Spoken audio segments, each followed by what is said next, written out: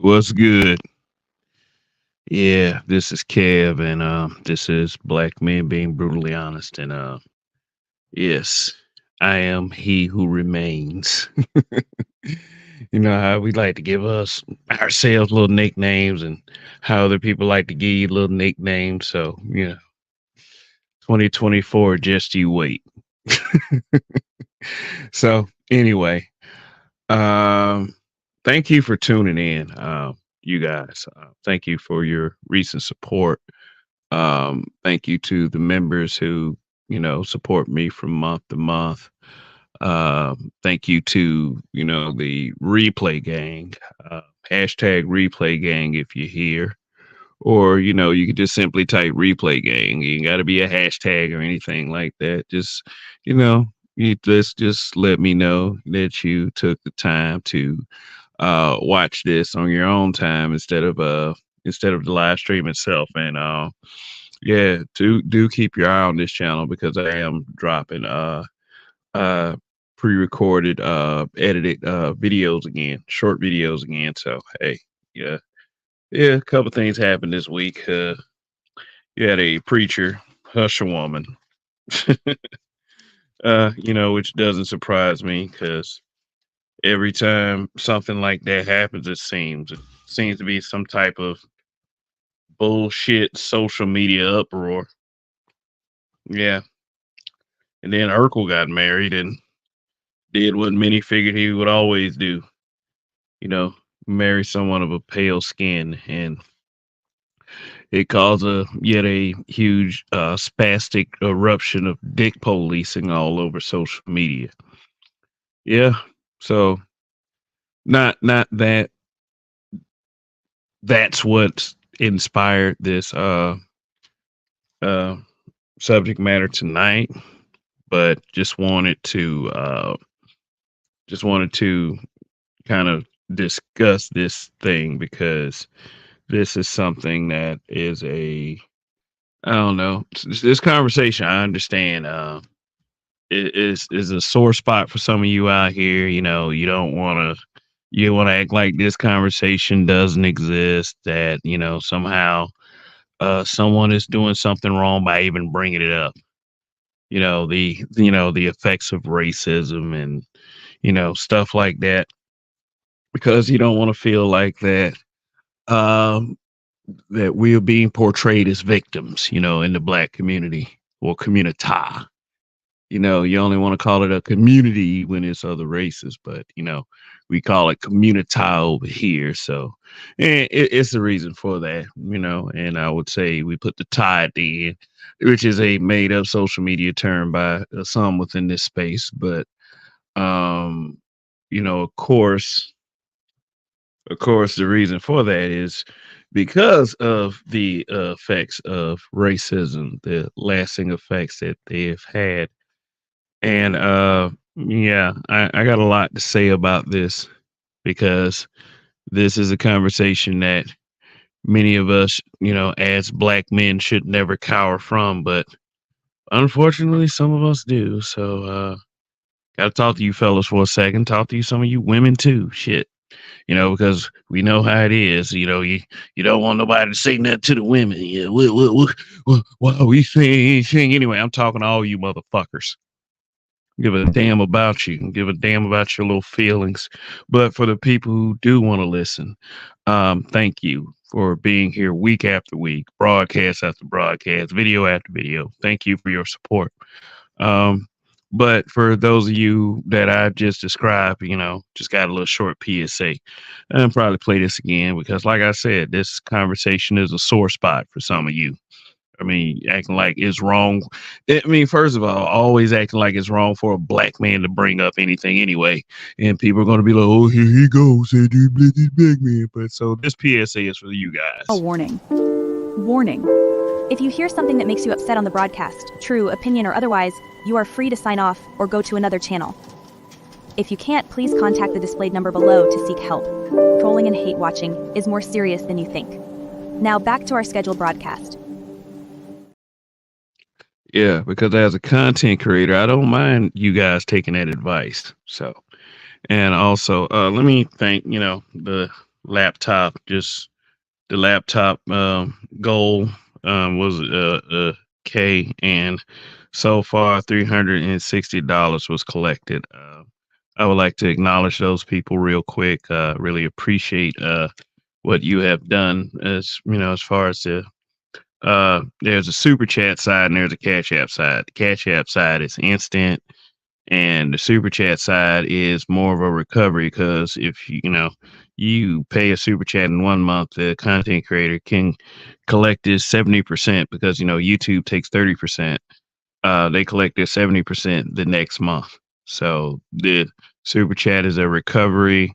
The cash app is okay. Kev is going to make this purchase in a few days, so go and help him out now. But either way, you're doing me a huge favor, and those who've done this favor for me so far, I just want to acknowledge you real quick before I really get into this conversation.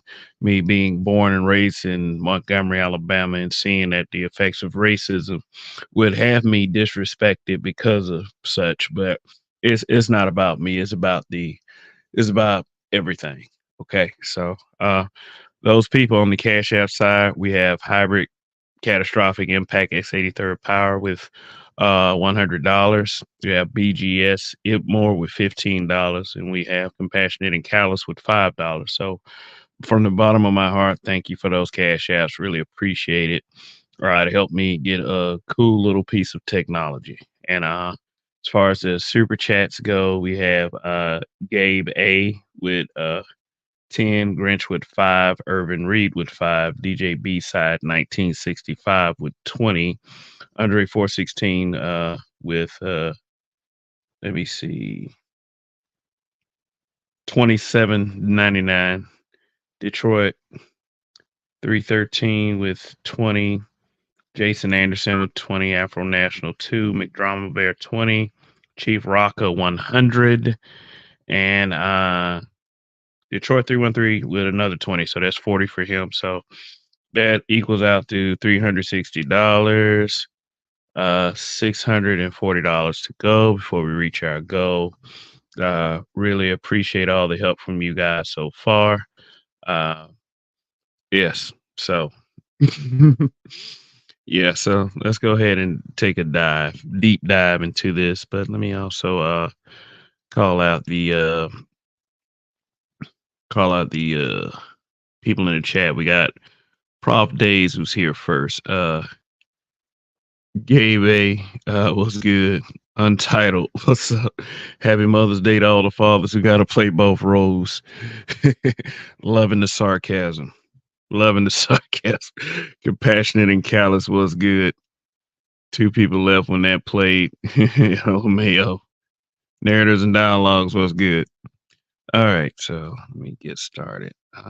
This is not a conversation, like I said, that many of us like to have, but just it's not something that I bring up every fucking day. I mean, I kind of low key bring it up, but it's in more subtle ways, in other conversations or other subject matter. But I don't know, man. Some motherfuckers, I mean, out there, they act like every time you have to say something about that, they got beat with the fucking weak stick. And, that's not a good look, man. It's not a good look, because, let me see. Is that door? Yeah, that's it.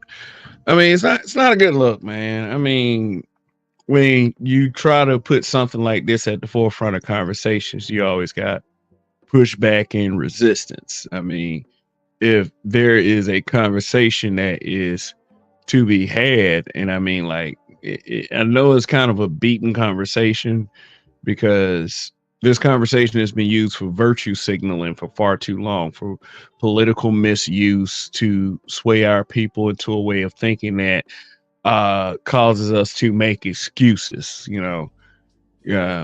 because we'll have people that'll say in a heartbeat, "Oh, this doesn't affect you. You have every opportunity that everybody else has," and nobody's talking about that shit. Okay, it's not. This is not about victimhood or using race as an excuse not to do better or anything like that. This is about its lasting effects and how it's spilled over into 2024. And, I would have some material to share with you guys, but because I still currently don't have a laptop, I cannot share screens or, give you slideshows that will show you actual tangible evidence. So I have to talk off the top of my head on this one, which is 95% of what goes on in this space anyway. So, okay. So I'm not Mr. Special Nigga by any means or ways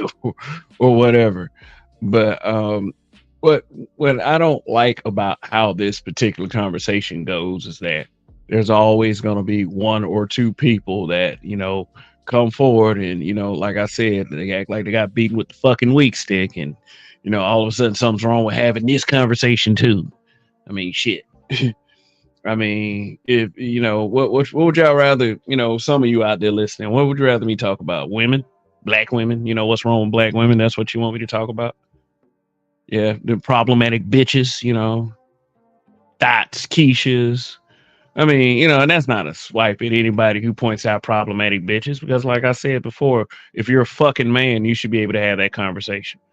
But I mean, shoot, but when it comes to conversations like, hey, the lasting effects of racism, and why there's so many bitch ass niggas out here, and in fucking coon ass hoes who are never referred to as coons for any reason at all, except for maybe they don't like Obama or some shit like that. Why is that? Why is it that? I mean, then somebody will throw up with the Gen Alpha and Gen Z and be like, oh, Gen Z don't care. You're coming over there. They don't give a damn. Goddamn. I'm like, I don't give a damn about many aspects of their generation either. You know what I'm saying? For one, skinny jeans. So, I don't care about that at all. Somebody some of you niggas want to wear fitted skinny jeans up there in the Gen Z and, late millennial era. So, there's feelings mutual on some things. You think Gen X is a problematic generation that just wants to negotiate with Keisha? I think you guys just, skin. If you wear jeans that are so fucking tight that you can't pull them past your underwear, then there's something fucking wrong with it. So, we got things that we want to, shout at each other about. Don't make any mistakes. I'm not trying to negotiate with Keisha by any means. Bitch can kick rocks just like anybody. So, that's just what it is for me. But for those who think they can put this black family back together, you're going to have to fight this monster called racism. And racism is not something that's just in 2024 white on black, like, N-word with the hard R racism, like I've seen in my life. Some of you guys just hear about it, and then, you act like white people who just ran into nothing but nice police officers. I don't see what the problem is. Some of my bestest friends is whites. Give a fuck. I don't give a fuck. Shoot, this is why, like I said, black men spaces. I mean, this is part of the reason. I'm not saying it's all the reason. This is part of the reason why black men spaces are often referred to as jokes. Because of shit like this. It all with most things, and I'm gonna have to say this to you guys. Most things kind of circle back to racism. I ain't talking about dating white girls either, because some of y'all want me to say that too. Oh man. These brothers, man, too bad the money is going out of the black community. Oh my God, these brothers hate themselves. No, ain't that kind of conversation. Any pussy a black man gets is a conquest. You remember that. Shoot, because supposedly hoes are winning, right? So if hoes are winning and you manage to insert your penis in one of them, that means that you get the gold star for the fucking day for some reason. That's just how we like to approach things like this. So, hey, it's not about who's fucking who or whatever. It's about, why all this bitch assness. I'll tell you what's, and I'll tell you this, I'll tell you what's never referred to as racism or with this thing that you like to call cooning. going at black men. I mean, we could full on go at black men race, their gender, motherfucking identity, all that shit. That's why a lot of these motherfuckers like be turning around talking about, hey, I'm an American. You know, you're not black, you're American. I'm fucking black, you fucking asshole. We know what that means. Look it up in the law dictionary. Black is what, you know, of African descent,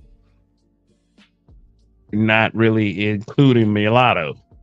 But I mean, if they got African blood, I mean, you could think what you want to think on that one. But, you know, I'm tired of like, you know, and everybody ain't got to think like me. You don't want to, if you don't want to be black, you ain't got to be.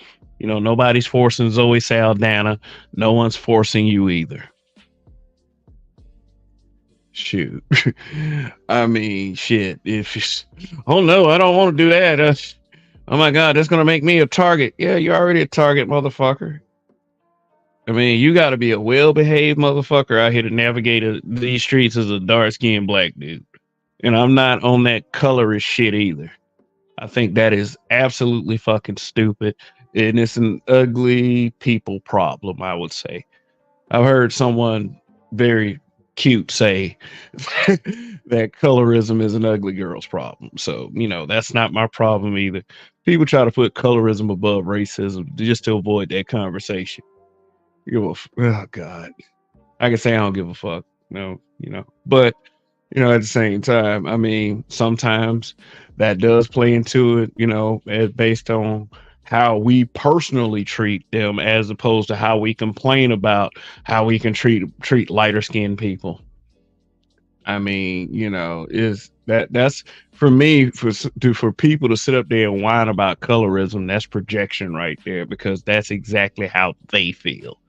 And I mean, like, I've heard colorist jokes before, but I'm not going to complain about colorism because I know there's a certain degree of self-hate that goes along with that. That's why, like, also that it's so easy to go at another black person. You know, we very easily argue in this space about the most petty bullshit.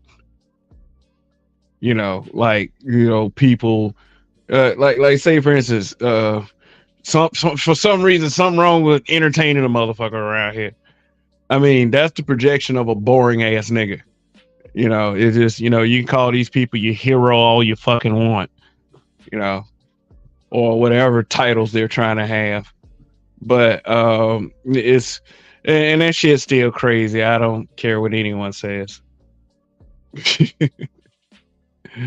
I mean, you cheer more. Some of y'all cheer more for the nigga that's willing to go against the nigga or the black man, more so than the dude that wants to champion his race, who wants to represent, who wants black men to look actual, like an actual stand up class of men.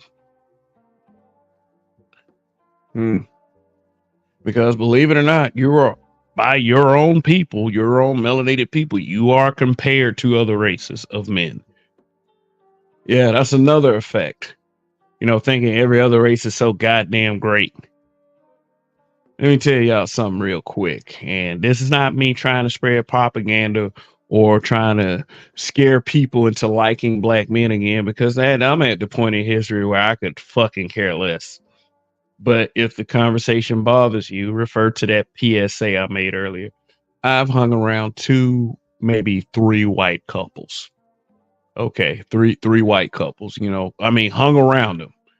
I'm talking about some, you know, it was weed that brought us together, you know, of course, you know, and for them, psychedelic drugs like acid, because, you know, watching white people do acid is very entertaining. Oh man, oh my God, fucking Jan Kazama just came off the screen and tugged me on the leg, man.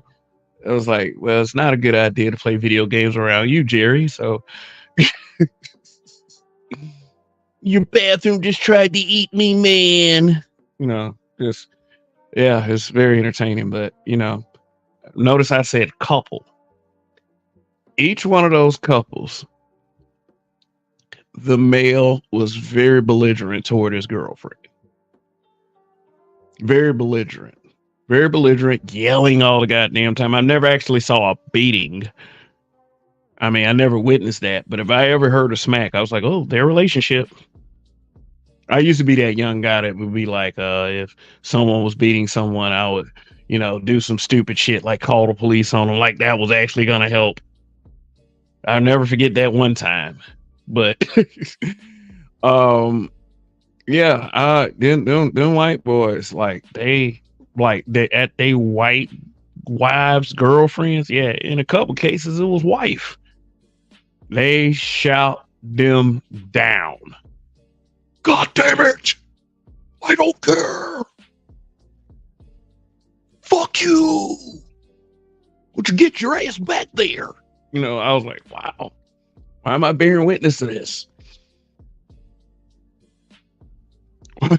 Shoot. Why am I being subjected to such fascinating entertainment? I mean, that's what I just told that for those of you who think that they have such rosy fucking relationships where money is just spilling out of their pocket. These guys were fucking trash until they weren't, because of course someone out there gave them a chance. I mean, that's just how it is with those guys. Shoot. But we think I guess the saying is the grass is always greener on the other side. And that could translate into anything, the rich and the poor, the free and the unfree, the married and the unmarried, black people looking at white people like they just got some kind of golden palace on the other side. And if you want to refer to me as somewhat of a racist, you probably can. But I was born and raised in one of the most racist parts of the country. Even if they weren't using the N-word with the hard R, that feeling was there. It just was. It was always that tension. And it was based upon history. And that tension is always there. And there's a lot of people that like to pretend like there isn't. And these people are just as bad as the people who try to use that plight as a virtue signal for some type of tangible gain, political or otherwise. That's why I'm too much keen on the Democratic Party anymore.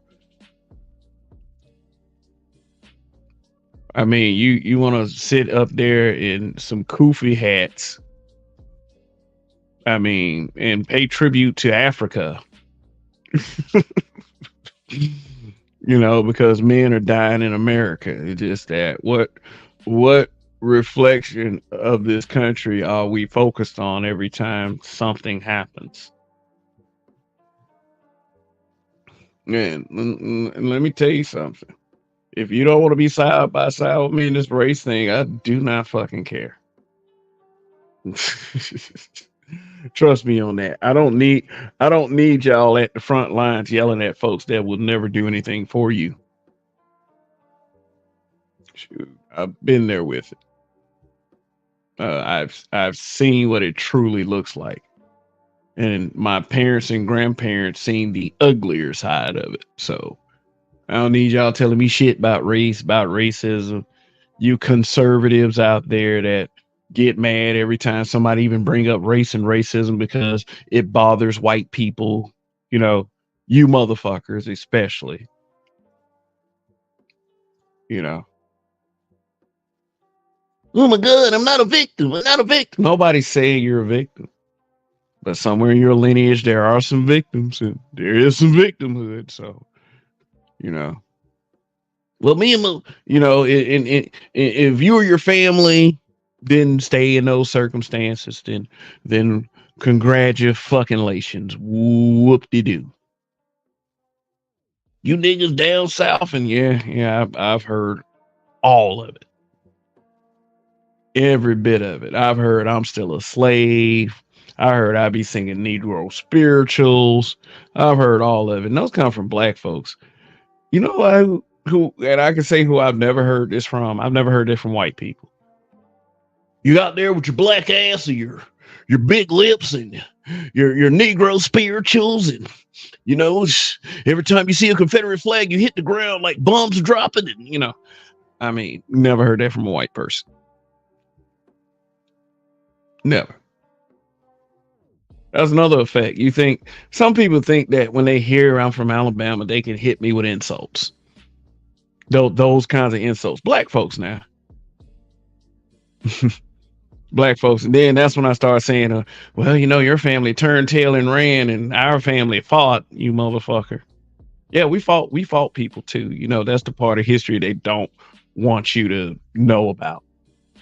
They show you the images of black folks being sprayed down by hoses and being attacked by dogs. They didn't tell you about all the fist fights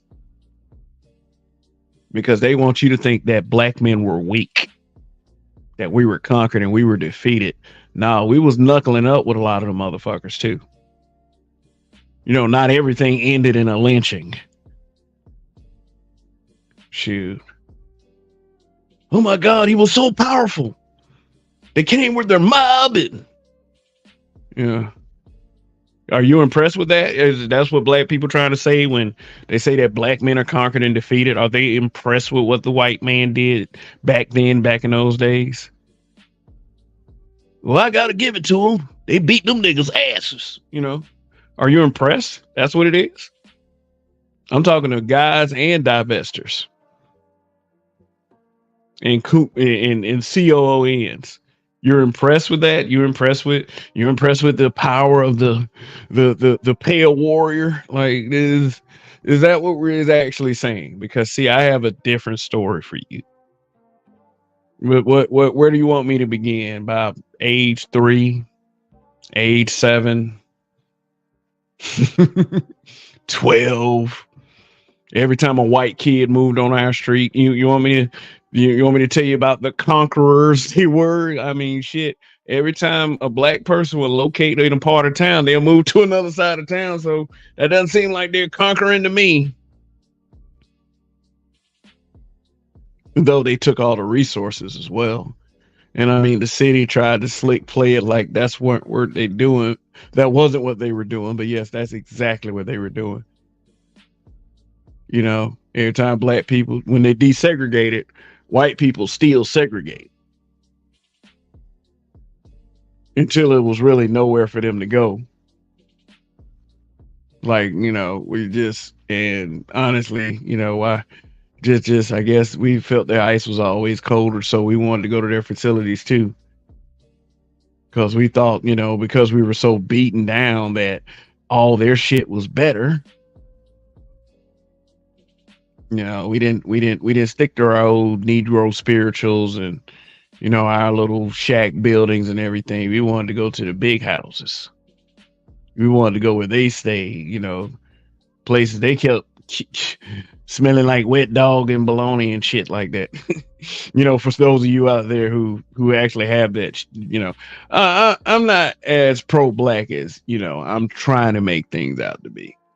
I'm just saying there's no need for in any circumstance for a black man to act like a weak pussy in any conversation. And I do get it. I do get the whole, not wanting to look like a victim, but you ain't got to look like a victim to talk about racism.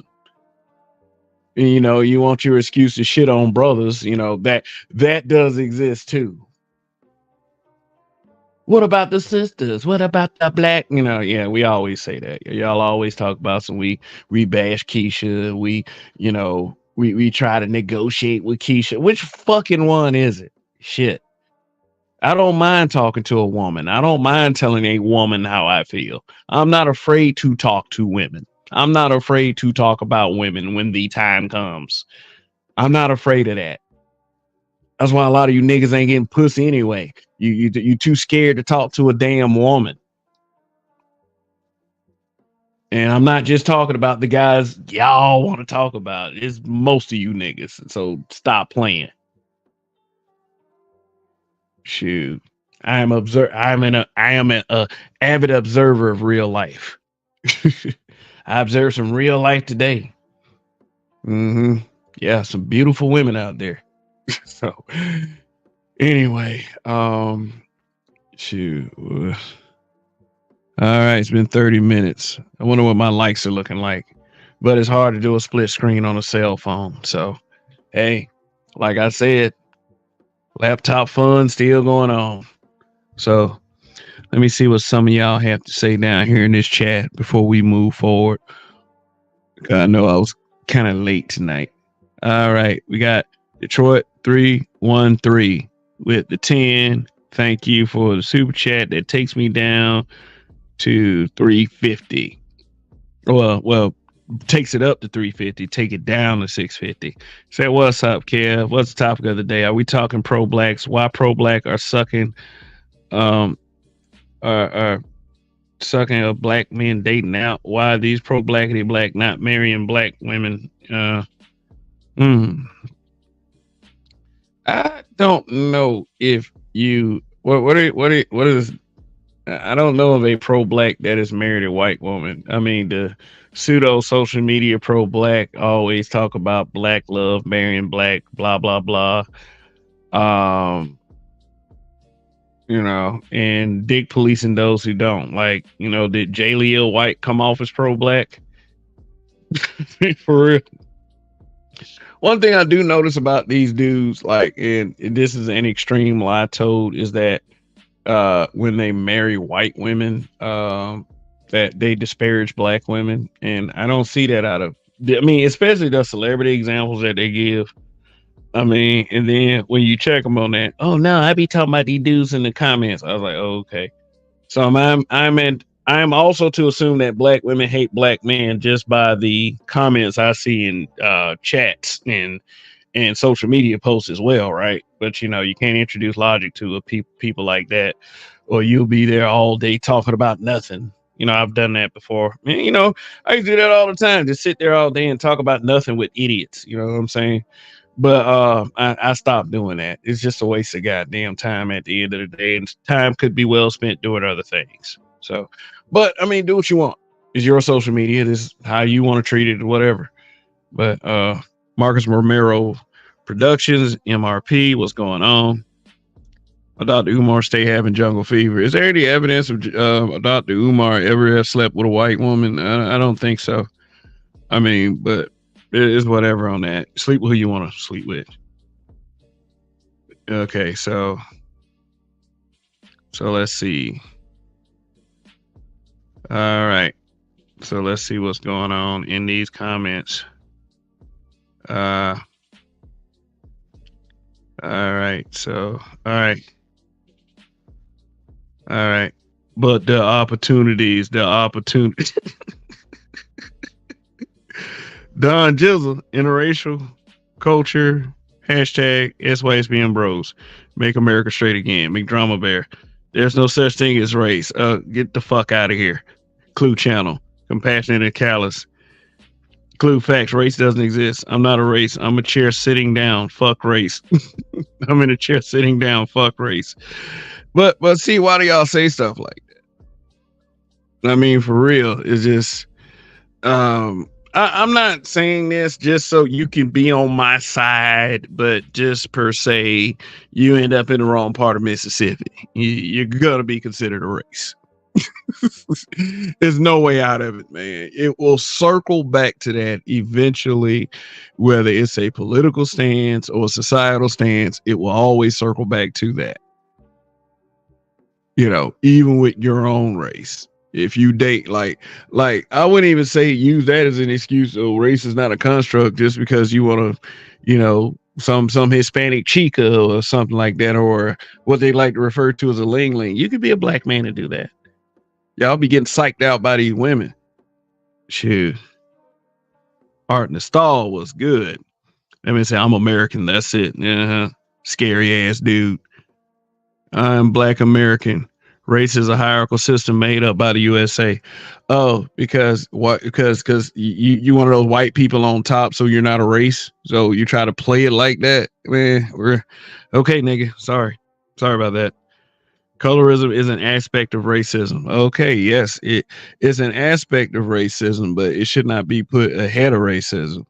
I do realize that, when you think of a black person, the thing that's going to pop up in your head is somebody, with the skin tone of Michael Jordan, LeBron James, somebody like that. uh, uh, uh, uh, Esther Roll, Florida Evans from Good Times. You're gonna think of that. Yeah, I mean, unfortunately for light skinned folks, when you think of a black person, you're not gonna their image is not gonna Kid and Play is not gonna pop up in their head. So intraracial, whatever that means.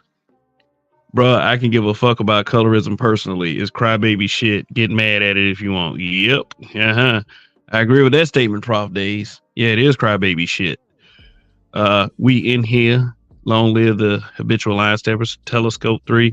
Just like colorism is an ugly girl argument, entertainment spirit is a boring nigga argument. It sure is. Or an angry nigga argument. There's an excuse to be angry. The guys that are entertaining are pissing me off and making me, make me taste piss in my cornflakes, shit like that. I mean, me deliberate. I'm not, and see, the people who are entertaining are the people who don't even try to be entertaining. All right, those impressions. That tension is so palpable. The suburbs is filled with horrific relationships between white women and men, which is why most of the horror stories stem from there, taken from truth. Yeah. I mean, there's this thing called reality. You have people who concocted this concocted this fantasy, like, black men, acting like, even though you got all these dumbass social media trolls that they think somehow the white community is the promised land. And I don't want that to keep you guys or try to discourage you guys from living in a nice house. Unfortunately, all the nice house communities have a lot of, if you're in America, have a lot of white people in it. So, I mean, that's why, like, a lot of people want to discard race. I mean, me personally, I will, just like I will walk in a black neighborhood, I'll walk in a white neighborhood too. I just don't walk around. I don't walk around with that kind of fear. I mean, I understand due to people have had different experiences. So, let me see. The Democratic Party, aka if you don't like vote Joe Biden, man. Watching anybody put up with that level of insult. Black woman always been bashing us. Yeah, we know. That's why they always talk about these basketball players with white women. They jealous ass hoes. I mean, yeah, not the regular common brother that, like I said, you go at any Walmart in a black neighborhood, you will see nothing but black couples, black men and black women, black men and plenty of chubby black women. For real. Yeah, we get the fat white girls. I mean, I see black men with fat black women too, which means that black men have a love of overweight women, which I don't see why there are complaints about, women talking about, oh, you talking about my weight, blah, blah, blah. Black men pretty much are flexible as far as the archetypes of women that are out there. So I wouldn't, if you are a black woman and you are big and you don't have a man, that's your fault. That's your fault. I mean, Andre 416 was good. But people that are still in the South are the ones who had the courage to stay. Oops. Yeah. I'm not saying that it was wrong to be a runaway slave, but after a while, it just like, it did seem like either someone stayed in their little hole in their part of the country and then wanted to shout at the ones that actually went through it. I don't like that level of disrespect. When I hear somebody say something like porch monkey, I want to stab them in the fucking eye. Nat Turner. Yeah, Nat Turner fought back. And the reason why that rebellion failed is because he tried to put everything like on a pamphlet, assuming that all slaves could read. So a lot of slaves couldn't read. Then there was a section of slaves that were too afraid. like in that movie Birth of a Nation, when that little boy slave had let his master know that the slaves were coming to kill him, and he was all a little scared. That little boy was symbolic of the mentality of the slaves that didn't know they were slaves. I mean, people act like that shit started with Harriet Tubman, but no, is that was a mentality that was always there. Like, you thought, they actually coerced the slaves into believing that they were supposed to live that way. And if they didn't get beat one day, they had to thank God. I mean, really, a really malicious lifestyle that when you think about it, the effects of that and how it makes the people look, it makes why didn't, I have this reservation myself sometimes. Why didn't we at least try to do something? But as history states, we did. It's just that the narratives aren't pushed like that. So we did fight. It's just that everybody wasn't on board. So there you go.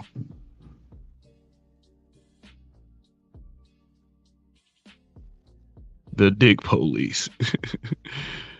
The dick police are on black man all day. Pro black simp. Hotep is clown. Yeah. I mean, I seen it today. I see it every day I open up social media in some way, shape, or form. The biggest problem with race to these people is who black men date. And it's so far off. All right. And there was a Detroit 313 super chat. So let me go ahead and where are you? Right here. Oh, Wacky D and Sunshine. Thanks. Thank you. Thank you very much. All right. Andre said, I've been muted. How are you been muted? I didn't mute you. The only way a mod can be muted is that the content creator themselves has to do it. And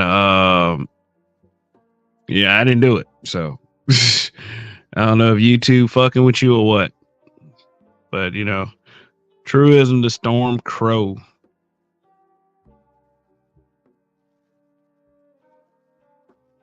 Found it. Look like I wish I could share that clip. I wish I could share that clip. Okay, you should automatically be pro yourself. You shouldn't have to. Yeah, pro yourself. I mean, understand your identity and what your identity in this country is. I mean, I'm not gonna force it on you. If you gotta learn the hard way, you gotta learn the hard way. I'm not gonna walk up to you like, man, we black, man, because it's obviously many of you don't want to do that. So I can't make you just learn the hard way. And then, I'm not like O'Shea Duke Jackson. You gonna get your Negro wake up call? Nah. I don't like overusing things. All I'm saying is this. I don't know, because I've been in those circumstances. I understand that a lot of you haven't. You've had it kind of easy in your life. You didn't have the black experience like I did. So I do understand how some of y'all say I'm American. You know what I'm saying? Yeah. Okay. Derek Lewis knocked out a Brazilian fighter earlier. Kudos to him. He mooned the crowd, threw his cup into the crowd, and used his shorts to fan his semi-unconscious opponent. That's what they hate. Goddamn right.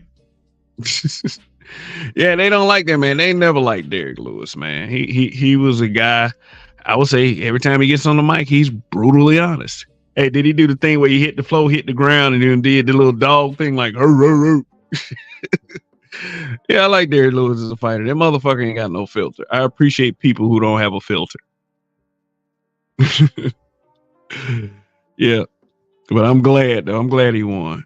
Like, I remember that fight between him and Francis Ngannou, and they act like they was afraid to swing at each other. Well, I tell you, I still remember Ngannou, man, getting knocked out by Anthony Joshua like that. Then didn't Ngannou have a kid pass away? Like, didn't his son pass away or something? That shit's messed up. So condolences. A logical pro-black person will understand you can wipe out the white genes of one child you have with a white woman. Oh yeah, man. Yeah, that little bullshit. Oh man, the genocide of the black races, all this other stuff. You want to thin your blood? We gonna be wiped out in a few generations. Nah, man, stop that fear mongering. Nope. You the melanin is the one that dominates. You'll see it for generations. Like, get the fuck out of here with that. People empower things that they don't like so easily.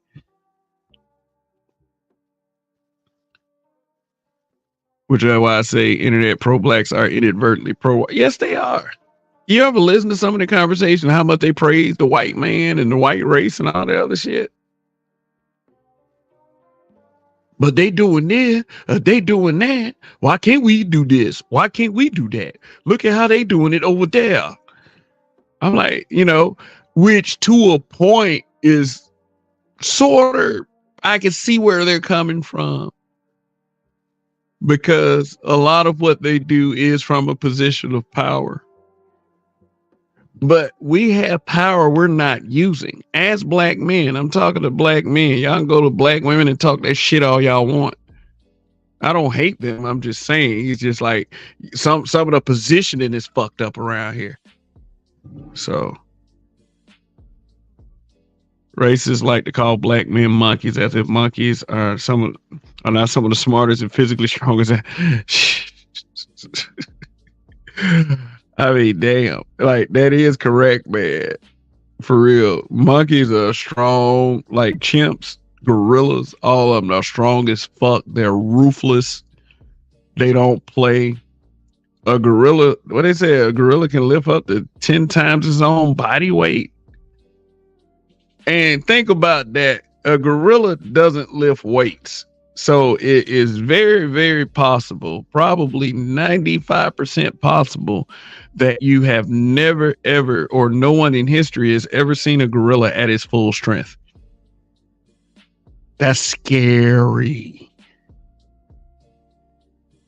That is fucking scary. But we're not gonna also pretend like, yeah, like you said, racists use that. And then, like I said, racists have done a lot of things. They talked us out of watermelon. I mean, you ain't got to fry chicken. You can bake chicken. Fried chicken is unhealthy, but baked chicken is. But fried chicken contains protein just like baked chicken does. Yeah, watermelon is an extremely healthy food. Is an extremely healthy food. And if you juice watermelon, you will get all of its little nutrients, including the rind. Like it is a low calorie food. It is good for your heart and your blood health. It's a diuretic. It cleans out your blood. And what did the racists do? They gave you little black people with little kinky hair pictures with big old lips and dark skin, talking about my dick, and got watermelon in front of them. So now you don't want to eat watermelon anymore. Caring what white people think. I mean, not even like white people in general. I mean, they don't care about what you think. Ask one. Seriously. I mean, some of them might do the little virtue thing. I care about your brother, and I just don't understand. Teach me. Them kind of white folks.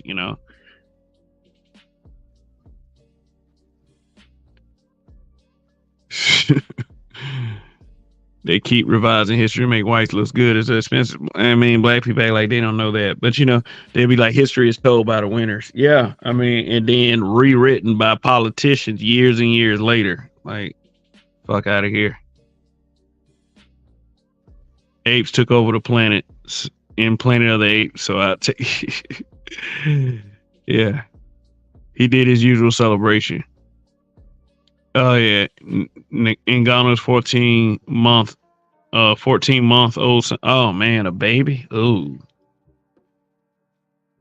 boy, yeah. A baby. When that horrifies me. Whenever I hear about a baby dying, this. Can you imagine being a parent? You waiting for 9 months, like for real. The Yeah, the 9 months my daughter spent in my wife's belly, like, was the longest 9 months I ever experienced. Is like I couldn't wait to meet her. I couldn't wait for her to grow into her using speech and actual thought, and it was just I would think about all these things while she was pregnant. Imagine losing a child after you just didn't experience all of those emotions. Is one of the most on the outside looking in, thank God, has to be one of the most devastating things for a human being to ever go through. So, all right. Yeah.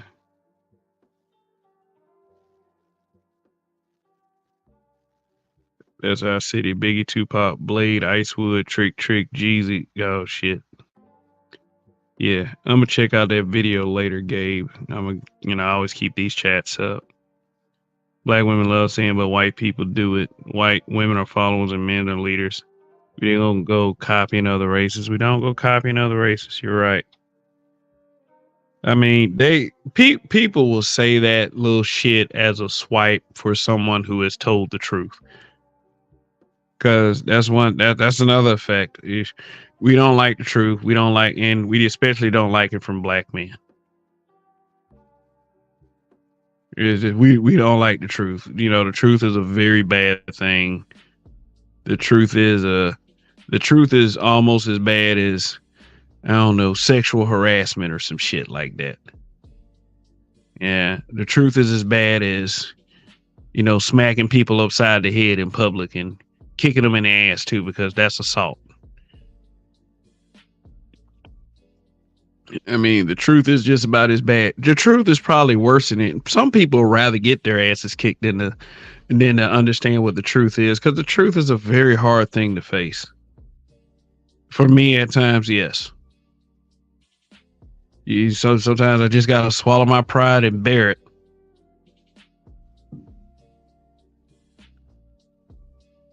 Yeah. The mentally weak let white people joke and gaslight them out of protein, chicken, and blood heart cleansers. Yeah, like water. Yeah. They want you to go to the processed food. I'll just eat this TV dinner instead. They can't say nothing about me eating a TV dinner. Look at this Salisbury steak and mashed potatoes with this corn. I'll tell you the truth.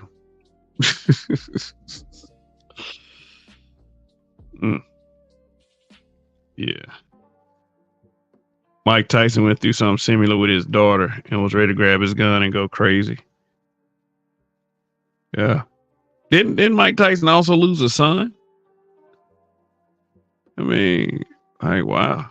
Yeah, because, man, they go through it, man, for real. And then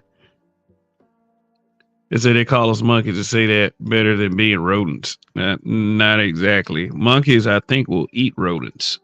Sometimes monkeys will, like chimps. Chimps will eat monkeys. Shit. I mean, like I said, they are one of the most ruthless aspects of the animal kingdom. I'm not saying that we're monkeys or anything like that. I mean, I see the comparison, I don't like the racist comparison either, but they look more like monkeys than we do. Shoot, like monkeys, like they have different color faces than their hair. I kind of hate that type food. No shade. So, I mean, that's your preference, bruh. That is your preference. If you don't like eating watermelon, hey. I mean, my suggestion to anybody is look up the nutritional facts of a seed of watermelon. But, the truth is like pouring salt on worms and slugs to these. Yeah, to most, actually. You got to be careful who you tell these truths to. And then you also got to understand the level of credibility that you have in telling those truths as well. Yeah. I mean, I do understand credibility also. Like, if I am unqualified to have certain conversations, I will not have those conversations. Unless my ears are open and I wanted to learn from somebody who is qualified to have that conversation. Yeah, that's just how things work. So let me check something real quick. Let me check my like dislike ratio. I know I might have a dislike. Some people is.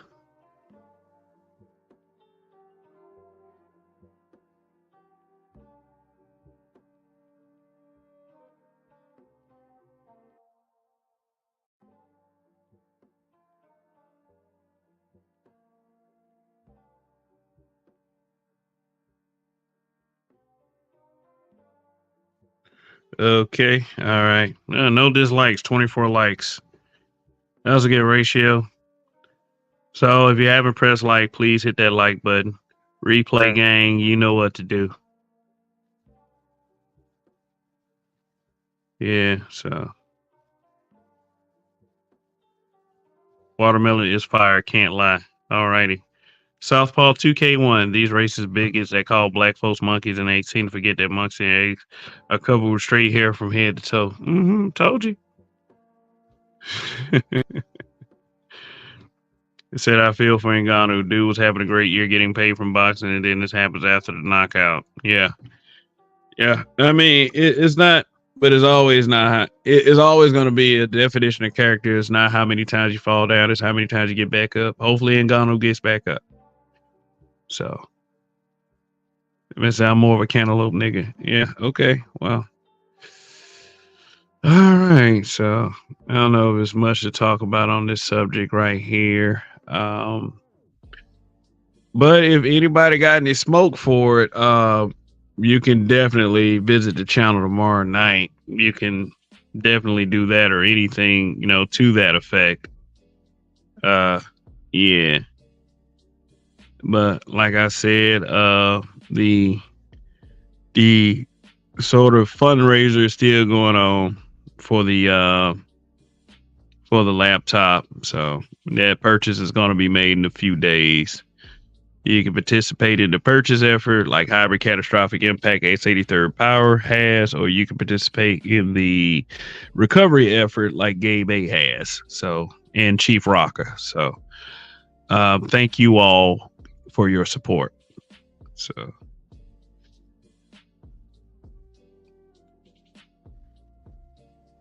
yeah, yo, Kev, I recently got a Cuban cigar as a gift.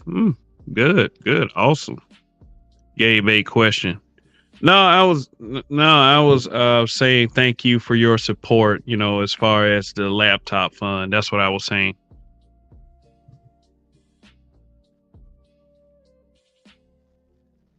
You heard the game lately?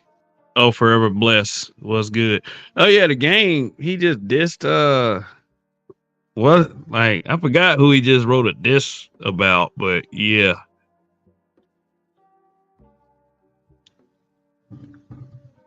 Yeah, what's up, Forever Blessed? Yeah, Gabe. Yeah, shoot, your gun be cocked up, ready to fire. Yeah, man.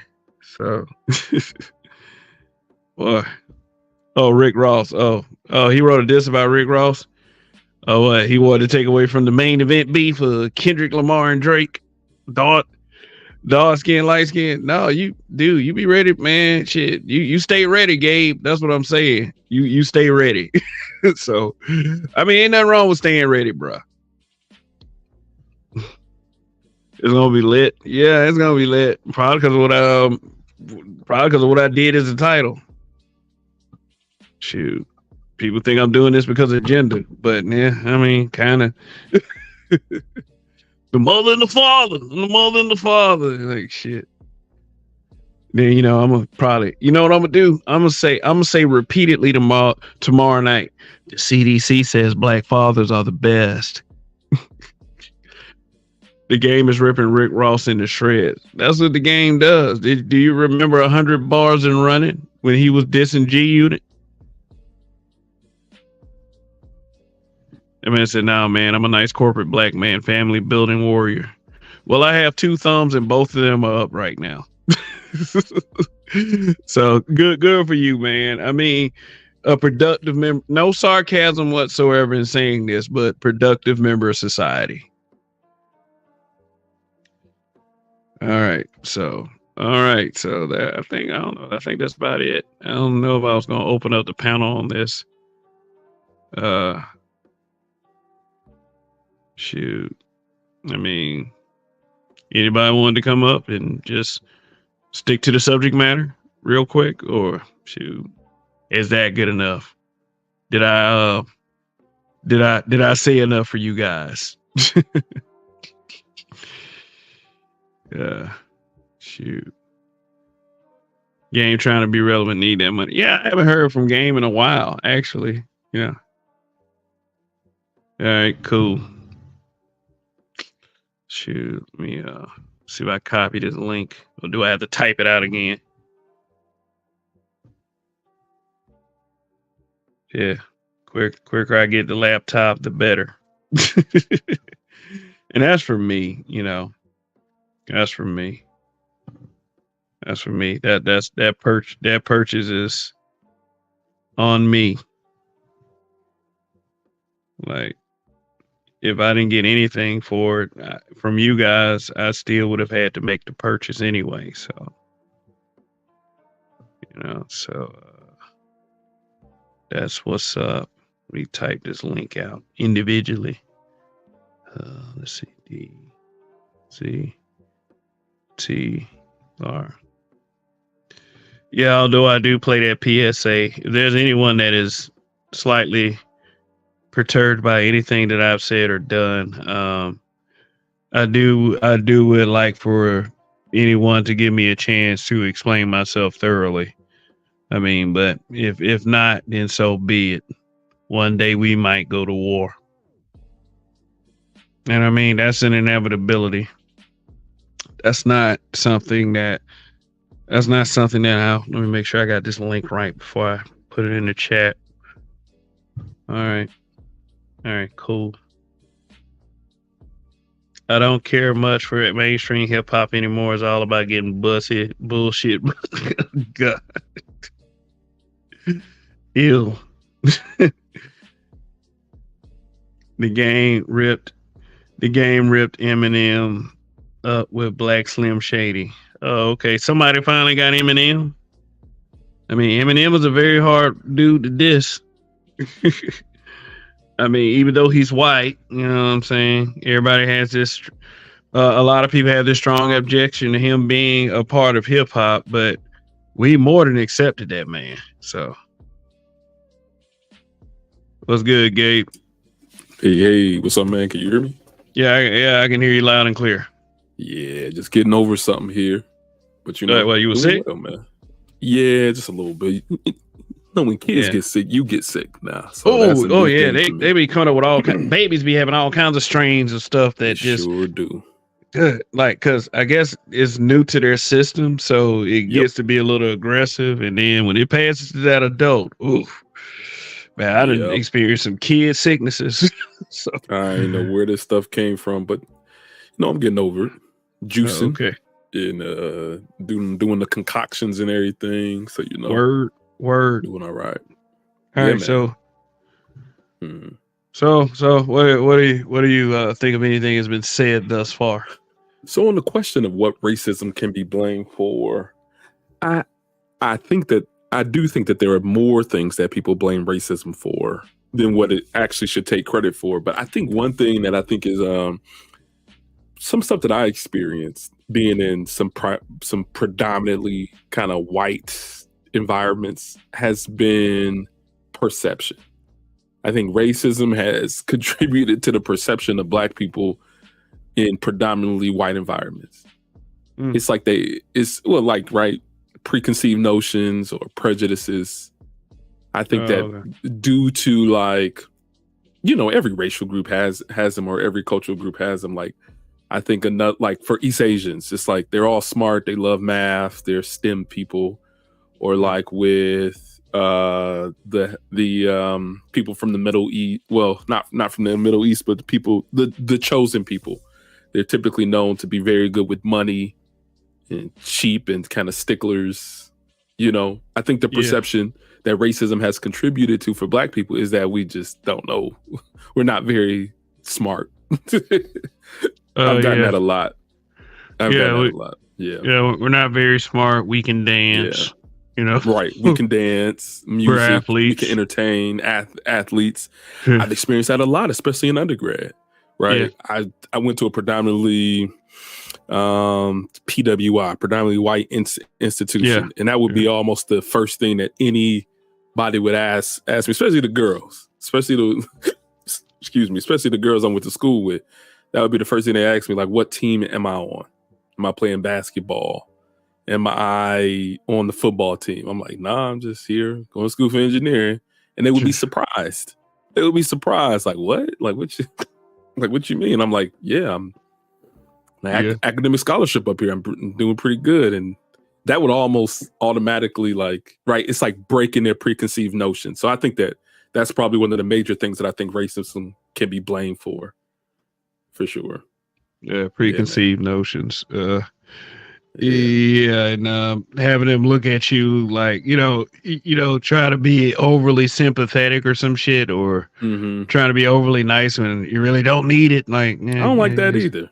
I don't like that either. I'm like, just to treat me like another person. Yeah. So Yeah. I had a coworker. I'll say this and I'll pass it on. But I had a coworker, kind of an older dude. He had to be a boomer. I was working with him. I was on a contract with him, engineering contract, and we would always have lunch together. Just go down to the cafe and have lunch together. And we got pretty familiar with one another. This was actually around the time of, I think, one of these elections. And he kept explaining to me, like, you're not like, other Black people. And I took offense to that, man. I took a lot of offense to that, because it's like, what's your idea? What's your idea of other black people? You know what I mean?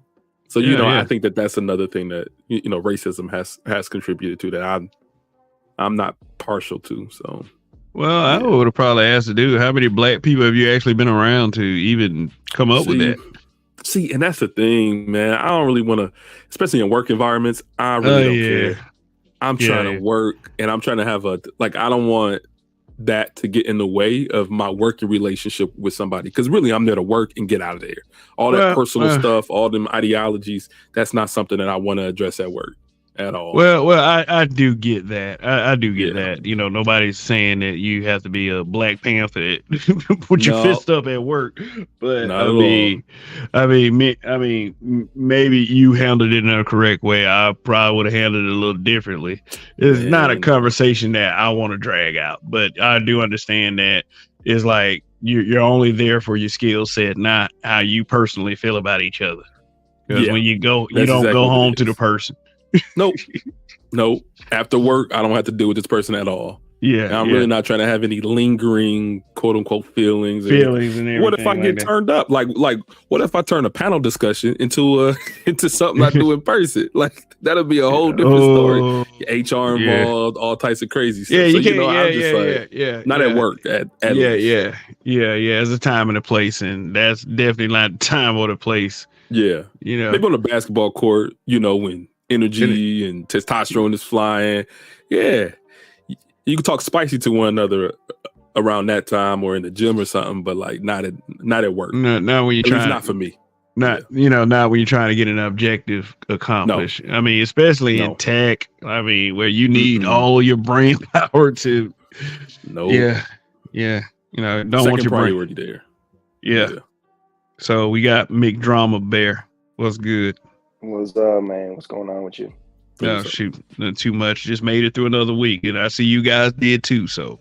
Oh, yeah. Yeah, I mean, I had to sleep in because this week was terrible. But, what Gabe, I want to piggyback. What Gabe said is sort of like, spot on. Perceptions is part of, it is a big part of the racism, you know what I'm saying? I am definitely not blackity black. I'm pro black in the sense of like, I want the best for our people, because again, I want the best for myself, right? Yeah. But I grew up around white people. Like, I am not like that, and I'm in a very white area.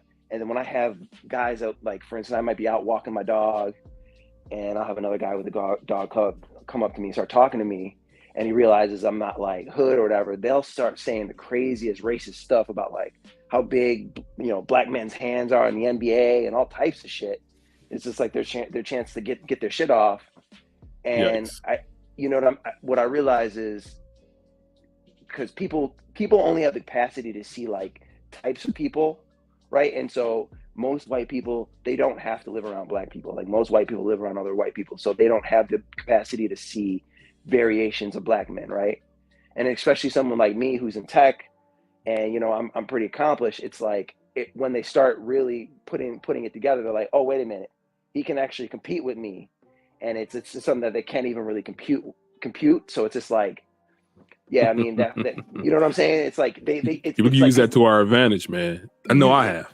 Yeah. Well, I mean, I do. I mean, for the most part, what do they say? Don't outshine the master. I sort of just keep my stuff to the side until, there's a problem no one can solve, and then I can just come in real quick, solve it. Mm-hmm. And you know what I'm saying? I think, I've heard this. I don't know. I've heard Grinch talk about this before.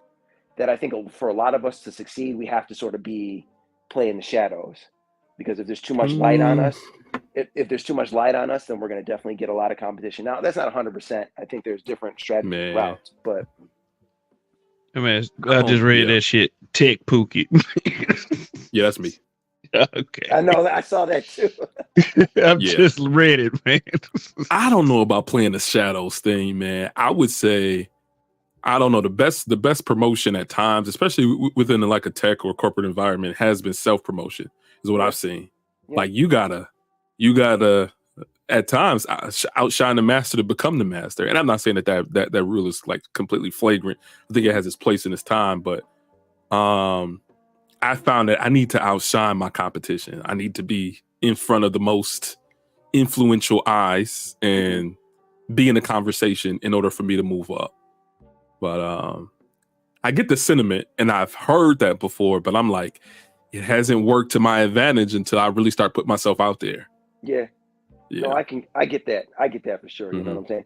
I think part of it too is like, I'm a light-skinned nigga, and especially in California, I'm automatically, people think like they can dog me out that I'm soft, right? And so I have to like, I have to walk around. I have to walk around with a scowl a lot of times if I don't want people fucking with me, or I have to be very direct. I have to be very direct with people, like if I'm not trying to have a conversation or whatever. But no matter what, if people think they can get over on you, it's already sort of like a mental thing for them. And it's so for me, a lot of the times I'm not afraid of friction or confrontation. It's not like that, but I'm not trying to waste the amount of energy that I have for that day dealing with constant frictions and battles, right? So I try to move more like a ninja. Have you all had any like racial, I guess, friction in the workplace before? And how have y'all dealt with it? Because I think I've had a little bit here and there. One thing about being in the workplace is like, I would say if there's any racial friction, I did one of two things. I got a lesson from both of them. I either handled it right then and there, and just nipped it in the bud right there. I was quiet about it. The times I were quiet about it, I felt real bad about it, because it was just like, maybe I should have said something. It eat at you, don't it? Yeah, it does eat at you. And the times that I did something, it did kind of hurt me professionally, because they had me, they gave me this, oh, you're militant or some shit like that. It's like, I don't give a fuck, quite frankly. I mean, I was talented enough on that job for them to overlook some things, I would say. But like I said, this is why I don't go along with this conquered, defeated narrative, because I understand if you raise an eyebrow, it puts fear in their hearts. So you have to be really careful with how you deal with them, especially in a professional workplace, because if they see any signs of that, then they will do what they can to try to keep you from moving forward. And, you might as well just go to another job at that point, unless you are just the shit. I mean, like your turds are smooth. I mean, people can feel your R when you walk in the room. I mean, and even that comes with some drawbacks. So, but you got to be damn near that in order for them to look past some of the shit that because you can't go in all these places telling the truth. I do understand that. And I understand that in a lot of places, because there's not a strong black presence, that I'm at somewhat of a disadvantage if I do go that route. So sometimes I got to button my lip too, you know? Yeah. I mean, they're not used to that. Again, because most white people that are doing pretty well for themselves, they're not in a majority black area, right? Like most majority black areas that are worth living in have a certain history to them. And, you know what I mean? So they're majority black with upstanding, well-to-do black people. Again, white people are still not going to move themselves into that kind of situation. And to me, that's low key. That's, it goes back to redlining, and it just goes back to people, white people wanting to be around other white people. I don't know if you call that racism, but that definitely has an effect on. No, yeah. I mean, group preference, I will never knock. When I hear a white woman say I prefer white men, I do not think she's racist. Mm-hmm. I mean, even look at this space. I mean, just the black manosphere, quote unquote, right? This is a group of black men that has congregated. Yeah. So black want to be around black. So so I don't think there's anything wrong with a group identity. I mean, racial identity. If we do share those characteristics, and if that is what's bringing us together, it's just that my suggestion is we can build off other things too. Let me tell you some friction that I've experienced, some racial stuff, but it's kind of a little bit different. I've actually experienced more, I guess, racial friction with other black folk within the work environment than any other race. I can see that. Yeah. More of that. Mind your business and do good. Mind your business and do good, and watch what happens. You know what? And it kind of goes back to Kev. One of the first things I was speaking about on your channel is that generational thing, man. Gen X and boom, not so much with boomers, but more Gen X. I get so much friction with black male Gen Xers in the work environment than anybody else. Yes, absolutely. Anybody else. Absolutely. And I think it's because, and I've seen this, they want me to almost conform to some type of, you got to do what I did to get where I got before you get my acceptance. You got to go through the ringer. You got to struggle. You got to scrape down. You got to almost, I wouldn't say bow down, but you go ahead, Kev. Or you think you better than me? Yeah. It's the alternative. Yeah. Listen. And it's like, it's just so crazy. That's where I've experienced the most racial friction in the work environment, is with black male Gen Xers wanting to almost humble me, quote unquote. Yeah. So I'll put that there. I can attest to that. To that, especially if you have a white superior in the building, there's so much backbiting you would not believe. And it's for no fucking reason. It seemed like it's just cause you're the other black guy, you're one of the other black guys. Yep. They think that there's no room at the top but for one or two black guys, and you getting it just is gonna kill them. And then they end up not getting it either, trying to fuck you up. Yeah, that's crazy. I mean, I've never run into it. I think I've been lucky into the workplace. I've never really run into actual racial friction. Many times it's been more maybe on politics. Like I remember, I'm not, crazy in politics anymore. And I'm definitely not like crazy supporter of the Democrats or liberal in that sense anymore. But when Donald Trump was first running, and I don't know if you remember when he did that, like he made fun of that retarded reporter. You remember that? He did. He said a lot of stuff. Oh, God. But that was like the first major thing where I'm like, oh, this guy's disqualified, because most people that would disqualify them, right? No, it didn't. I was just like, you know what I'm saying? And so I was really into politics and watching the news at the time. So I was sort of going crazy about that at work. And, I had white superiors that were like, oh, they're basically low key Republicans. And like, they were going in on the whole, you make America great again. And I was like, it was blowing my mind. And then the second thing was, do you guys remember the Tamir Rice thing that happened in Cleveland? Oh, yeah. Yeah, the little boy. All right. Yeah, the little boy just playing in the park and getting shot. And so I brought that up to this white woman, and she's like, well, we don't know what he was doing. I was like, oh man. Because it's like, I'm talking about a 13-year-old, like, there was just like, well, we don't know. And so that Yep. definitely, they definitely found, like, basically, I submit a wrong code here or there. They're like, listen, you haven't been up to snuff. We got to get you out of here, right? Like, so that really Man, taught I'm me telling you, how that to was a keep my shit. time. The Yeah, go work ahead. environment became almost like a political battleground. A lot of times around those election seasons, for those of us who had to go into the office, I think remote work saved a lot of people their jobs during this last election season, because Right. people would just bring all that into the work environment.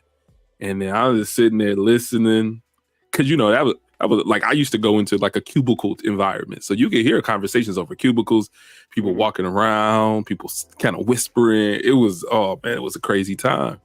It was a crazy time. And then race wasn't necessarily off the conversation platter. People were getting into everything. So yeah, man. Go over there and that see was if a time. go over there and see if Gabe is okay. Yeah. Wellness checks. They have publications coming out and everything over email, and diversity conversations and huddles and roundtables. I'm like, oh my gosh. I mean, that was the last hurrah for me believing.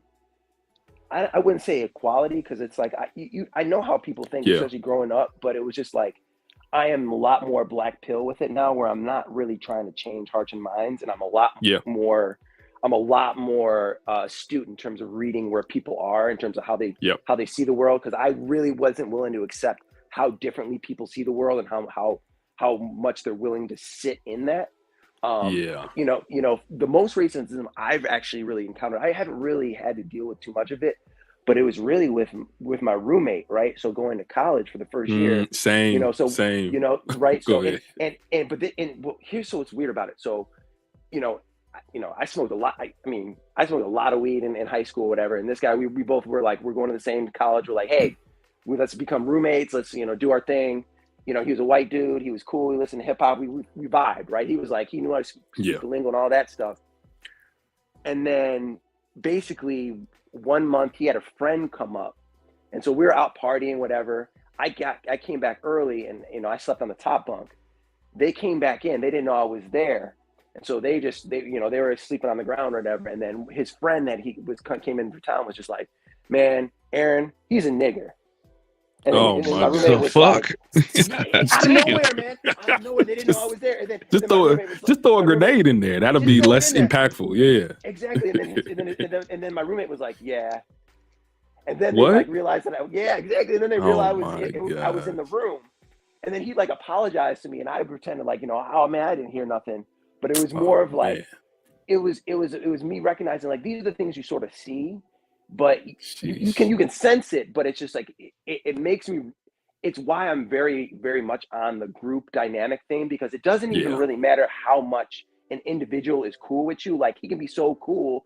He's got 2 or 3 friends that are influential in his life. Maybe they're giving him jobs. Maybe they grew up together. And if they're on that shit, they're just going to choose that side, right? Yes, 100%. Same thing happened to me in undergrad. Roommate, brand new PWI environment, white roommate Brent, was it Brent or Brett? Man, we were inseparable. We did everything together. I borderline rush with him for one of these white frats, like borderline, right? It came to a time where we were just having some disagreements on just stupid little room management stuff. Stuff just built up. And we started arguing here and there. So, it came to a time where we would argue, and our RA, our residential assistant, had heard it, and they started to report it and all types of little goofy stuff, right? So we were having a counseling session, right? Because that's one thing that we went through. They put you down, they sit you down with a counselor, make sure that you can settle your differences. And then while we're having a conversation, this person who were inseparable, always together, we just having some little dust ups. He's like, well, I know that these people have been getting affirmative action, and and I don't know why you're taking his side, because they were hearing both sides. And the counselor was seeming to kind of take my side on it, because it just made more sense, right? And right, whatever it was is whatever it was. But in the back of his mind was a racial subject. I'm an affirmative action student, right? I'm an affirmative action person that came into the university in his mind, even though we just, inseparable. So, we changed the dynamics of our relationship. I mean, he ended up getting kicked out because of his grades. So who's the affirmative action person there, right? Like, so I'm gonna say but, an yeah, affirmative that racial action stuff, yeah. hire. Yes. Come on, man. Right. Well, this was undergrad, so they affirmative action applied a lot to university acceptance. So he was going in that direction. That was in the back of his mind as it concerns me. Even though, I did way better than him in class, and proof of that was the fact that I actually stayed in the university and he wasn't. So, I took no pleasure in that, but it definitely disproves his assumption about my admittance into the university. So. I'll leave that there. Yeah. Maybe you should have told him, if you work hard, pull yourself up by your own bootstraps. Yeah, pull yourself up, buddy. Yeah. Do your homework. Yeah, so we had Mahogany Roots and MJ just join. What's good? Well, you got the floor. Hey, Kevin. Hey, Gabe. Hey, I can't see your name, but hello. That's McDrama Bear. Hey, huh? His name is McDrama Bear. McDrama Bear, whatever you want to call him. Oh, okay, McDrama Bear. No, I was listening to the conversation, not for too long, but for a little while. And sure. It's weird because I don't know what, I guess I would be, what age is 44, y'all? Is that generation? You're on the cusp. You're Gen X or millennial. No, I'm joking. No, it's no, seriously, it's just weird. I was listening to the young man speak up here, and I've been in so many situations, similar situations, but yet I don't even really try to argue my experience, but I keep on having those type of experiences, and it's almost as if my destiny kind of just my upbringing and just literally from a little girl on up to today that I was almost destined to experience the stuff that I would experience. And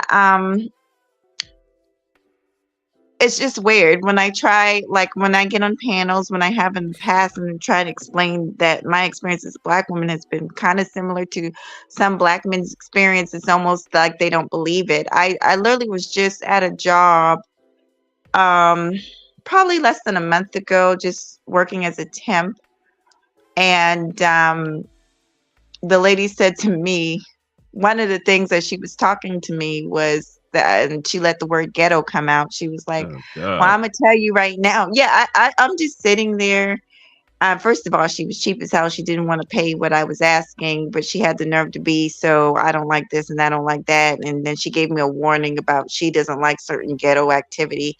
I called my best friend. It was a nice place to work, but of course, I was like, there's no way in hell I'm working here. And me and my best friend kind of giggle about it because my two best friends, one of them's mixed, and she has her own horror stories about growing up mixed in the South with a white mother.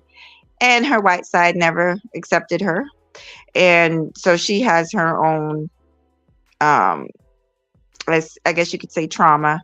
And then we have our own experiences because we've worked all of us have worked together. Some places pretty prestigious and some places not.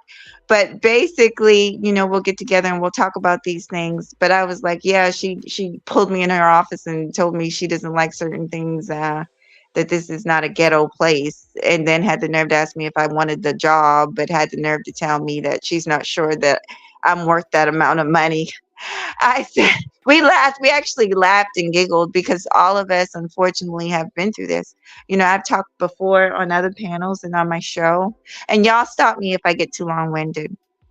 But I've told stories, real life stories, about how I've had patients call me gal.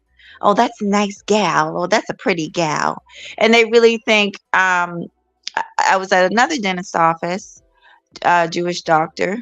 And he's an older gentleman, and a lot of his patients were older. They've been coming to him they love to tell me, oh, yes, we've been seeing Dr. So-and-so for 30 years. And I'm like, oh, that's so nice. That's good that you have a doctor that you trust. next thing you know, I'm walking out the door and they're like, oh, she's such a nice gal. I really like that one. Or she's real. Um, I mean, it's like living in the twilight zone sometimes. But I've had this experience over and over and over and over in my life. The young man brought up Tamir Rice. I was in the military at the time. This is my last story because I swear to God I can go on and on. But I was in the military when Trayvon Martin, when that incident happened. I was in training. I'll never forget it. I was in New York City on a training mission with the military, and we were about to get ready to go to a class, and so everybody was kind of downstairs in the hotel lobby, and it came on the news, and I thought, just thinking people being parents, everybody would be kind of horrified, and the stuff that I heard just listening to the room, it was really crazy. Like, oh, well, they don't know. This is when it first came out. Now they were just like, well, they don't know, and what was he doing in that neighborhood, and you know, it was just no consideration, no even who gave a damn that he was just a 16-year-old kid, and here I am sitting there, and my son is like 14 years old at home. And I literally I was eating my breakfast and I started feeling sick to my stomach because I was sitting there. One of the officers at the table made a comment, you know, these people, something about these people. And, I just started thinking about my son, and I just started feeling queasy, and I had to leave. And just kind of go sit out somewhere else until the bus came to pick us up. But I've had a lot of those type of experiences, and a lot of times when you're the only black, whether you're the only black male or female, you will experience that. I experienced that type of stuff in the military. I experienced that type of stuff in school where we lived. There weren't too many blacks growing up. When I was, living with my mom. So yeah. And I realized a long time ago, at first when my grandmother, and I'm about to bring it to a close, y'all, but when my grandmother and my mom and, I would hear older folks, I'd be sitting there and they'd be saying little comments. When I was younger, I didn't get it. I really didn't get it. I thought that they were wrong. I thought the world is going to change and one day, and even after, it's just, unfortunately, all those little incidences and just throughout my life, I realized it's not going to change. And really, it's up to black folks to stop. This is my honest opinion. Black folks need to stop trying to sit at their table, make their own table, the best table, and, we'll be a lot better off. Well, it does make you want to prefer your own, right? And prefer the company of people with similar experiences, similar backgrounds, rather than trying to adjust to others' environments where you have to break down all types of barriers and preconceived notions. Like, who wants to be around that all the time? Like, no, thank you. So, yeah. No, that's bad. I mean, now let me say this real quick. Thanks for sticking to the topic. Mahogany. I tried. Okay. All right. Well, go ahead, Madrama Bear. No, I was saying, a lot of what she was saying, rings home. And for me, what I keep going back to the word black pill, and I've always I guess I've sort of been like this, but I recognize if I'm there to get the bag, I just got to get the bag, because I can't, you can't change how people feel about you or how they see the world. Mm-hmm. And as long as you're able to take care of yourself, I mean, that's going to be the most important thing, because people are going to talk how they're going to talk. They're going to see you how they're going to see you. And it's a waste of time to even try to have a conversation about your humanity or your individualism with them, because they don't care about our problems as black people in America. They see it as, we release you from slavery. What the hell is your problem, right? And and then the few that do really understand it, because I've had a lot of good friends that understand the whole history, they still have to navigate the world how they have to navigate the world, meaning that they have to, be with other white people and have status. So there's only so far they can go with that talk before they have to put it back in the box and go do whatever they got to do, right? And so whatever they know isn't going to affect anything in the real world because they have to assimilate into that society. So one thing is just to like, you got to keep your emotions guarded and just never take any of it serious, like at all. You have to really just, you have to stay on your mission. I mean, you were in the military, so I mean, you sort of know this, but you got to be like a super James Bond double agent where you're going deep into enemy territory and you're going to be hearing all types of stuff that you don't want to deal with. And you have to have your guiding light, that North Star of what you're trying to accomplish, right? And maybe even steps toward what you're trying to do. Okay, and let me get financially stable. Okay, let me get a group of people that I can move with. Okay, let me build something, and you know, and you have to move like that. So I'll land the plane there. No, you're right. Mm-hmm. I'm sorry. Go ahead, Monogamy. Oh no, Monogamy. I was just agreeing with him. Mahogany. I hope I am staying on topic. I just hopped up here when they were talking. It's okay that we're okay. Yeah, I mean, I answered something you said earlier. You said that, you know, you get a lot of pushback when you share your experiences like that. That is a shame. I mean, I wouldn't try to negate anyone's experience with race that was black, that actually experienced something. I mean, because, I mean, I think all of us on this panel can agree that we have experienced this. So, I mean, it's not ever going to be a conversation I'm afraid to have or be dismissive of, because I'm afraid somebody or some particular group of people might disapprove. That ain't ever going to be me, period. Well, you know, Kev, it's all in groups. It's all those factions within the space of that race doesn't exist and racism is just a conception that's in your head, that SYSBM, you know, a lot of times it exists there within that factions. So, you know, I definitely understandable why a lot of people were like, what? Like, can kind of be dismissive of people's experiences with race and racial tensions. So definitely can see that. You know, they'll ask you questions like, well, you know, why do you still care? And, you know, tribalism and, you know, all these other little fancy words that they come up with just to, I mean, just to have an excuse. And I mean, like, for me, it's okay for you to feel how you feel about it. But, you know, don't be trying to dismiss my experiences because you feel some type of way. Maybe, you know, you maybe you have a white person that you really care about. You know, there's nothing wrong with that. You can care about anybody you want. I mean, no sweat off my back. But to be dismissive, but also care. I mean, but to be dismissive of somebody else's experience, I think is a bit short-sighted. But go ahead. I was gonna say, but also you have the other extreme too.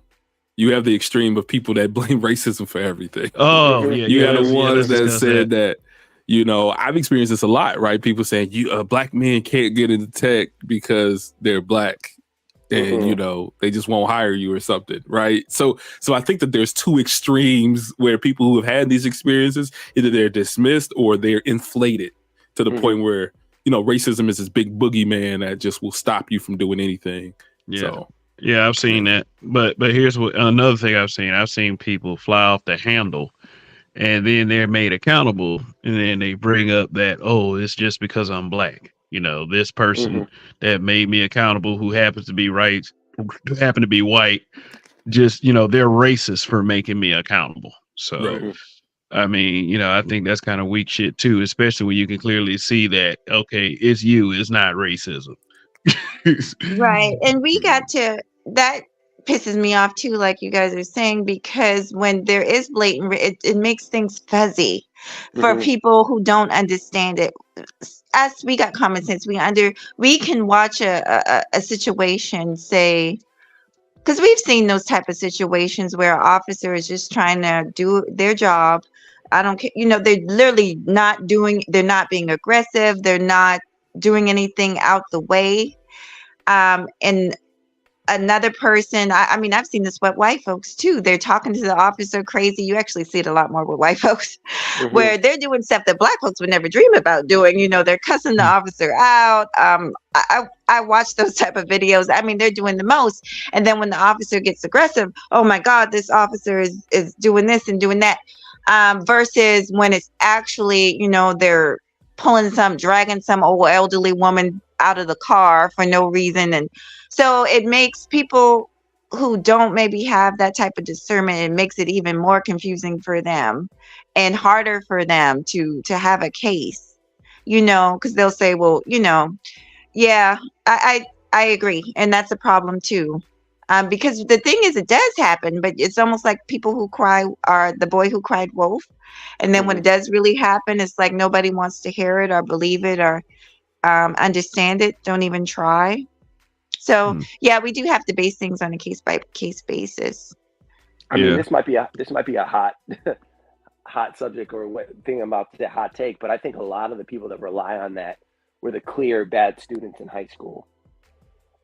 And you had a lot of people who couldn't do the extra work. Maybe they just had a bad home situation, maybe they had a bad school, but it's just their lack of individual achievement that's holding them back. Because I think most of the racism, while there is still a lot of structural things that are still in place holding us back, most of it is what we were talking about, more group preference and emotional racism, right? It's gatekeepers maybe having a certain uh, it's Uh-oh. Uh-oh. His audio What went out. happened? across Oh. the board.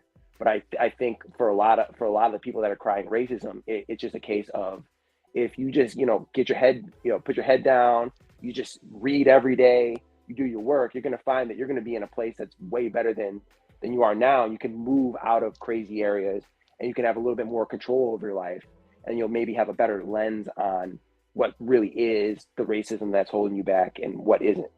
But that's just sort of my hot take on that. Yeah. Yeah, I've heard people blame crazy stuff for the reason why they weren't successful. So what McDrummer Bear just said was very plausible, because I've even heard someone blame the Illuminati.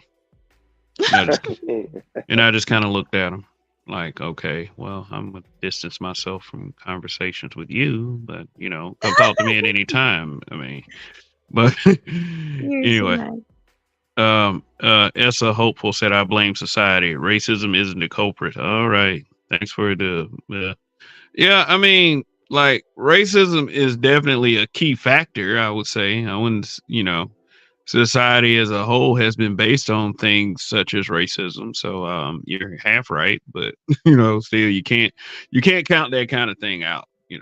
But Can I? Oh, sorry. go ahead, Mahogany. Go ahead, go ahead. Go ahead. I was just while you were talking, I was there's this young lady that I used to work with. Me and my friends at one point we used to work at this place together. And at the time, I hadn't gone through hygiene school. I was still a dental assistant. I used to work with this other dental assistant. We used to work. It was like I don't know if you guys, everybody know Aspen Dental, but it wasn't an Aspen. It was but it wasn't a private practice. Now I strictly only do private practices. But basically, at that time, I was because I was still trying to get my foot into a real place. So I was working at like a corporate dentist office for children. Anyway, um, there was this girl there. I mean, when I tell you the most racist thing I've ever seen in my life, she just made me so sick. And I honestly stayed clear of her. I can't remember her name to this day. Apparently, she remembers me. And I got wind that she was talking shit about me a couple of years ago. And I'm like, who? I don't even know this broad. But anyway, I'm sure she's still making $16 an hour. But anyway, Uh-oh. hating on everybody else in her life. But the point is, she was horrible. She was a nightmare. And like I said, I really kind of stayed clear of her because I know my temper. I'm cool and nice and everything, but I don't like foolishness. So I kind of always used to stay away from her, but sometimes it was hard. Like during lunchtime, we're all in the break room or, we're at a meeting or something. I couldn't help it all the time, but she was just pure. And I don't like to call people this, but she was white trash. I mean, pure trailer white trash. And I just couldn't stand her. Anyway, she had like 4 kids.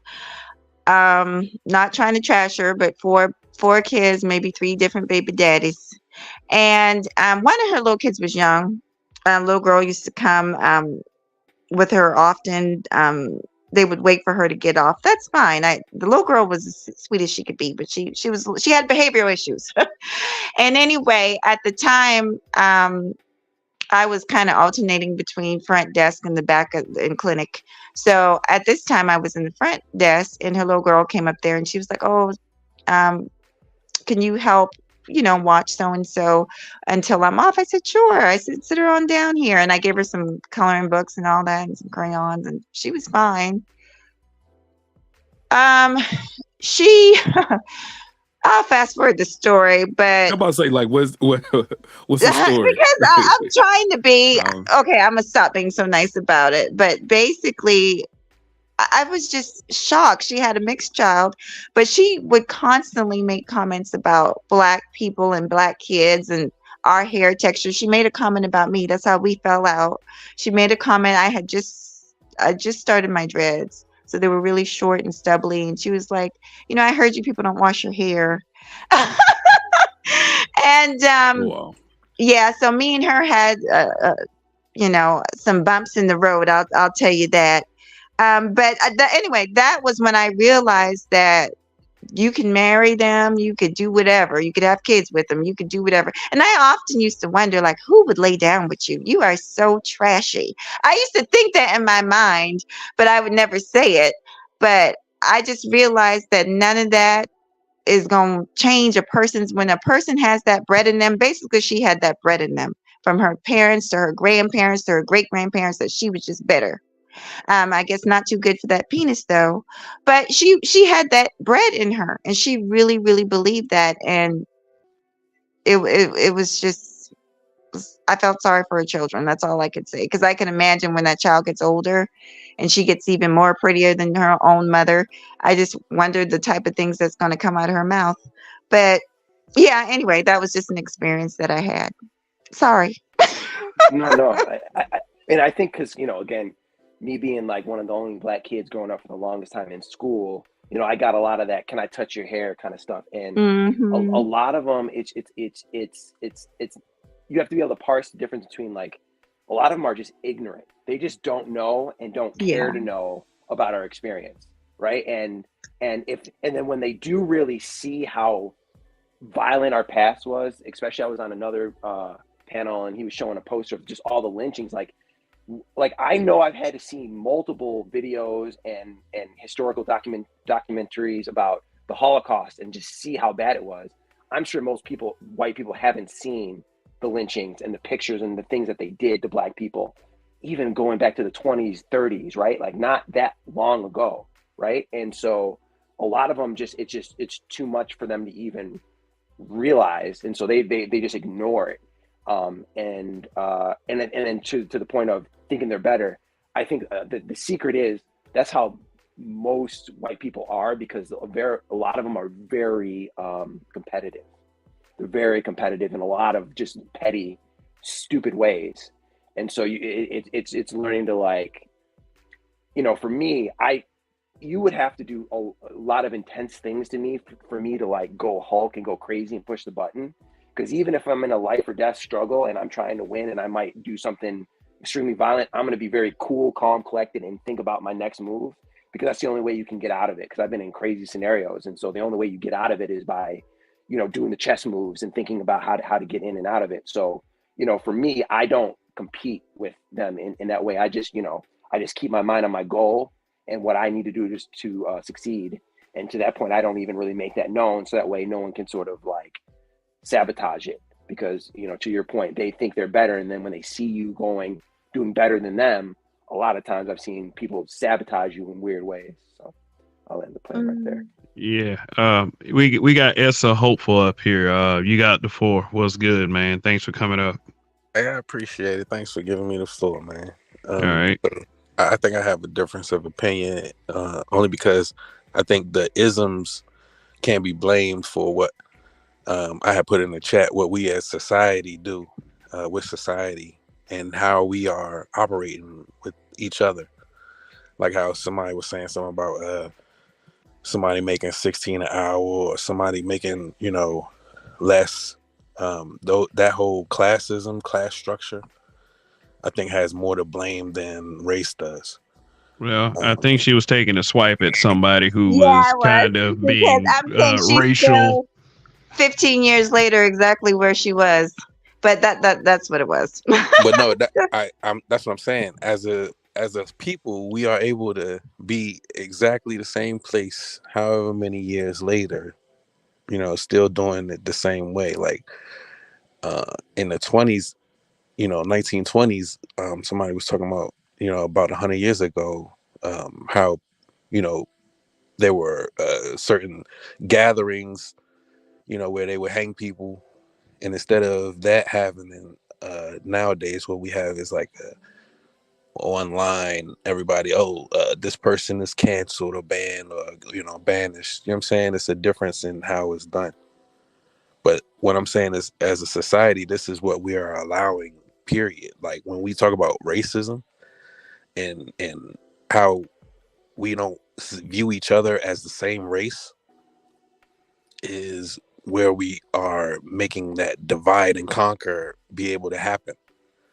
Like the only way they can divide and conquer is if you yourself believe that you are a different race other than human beings.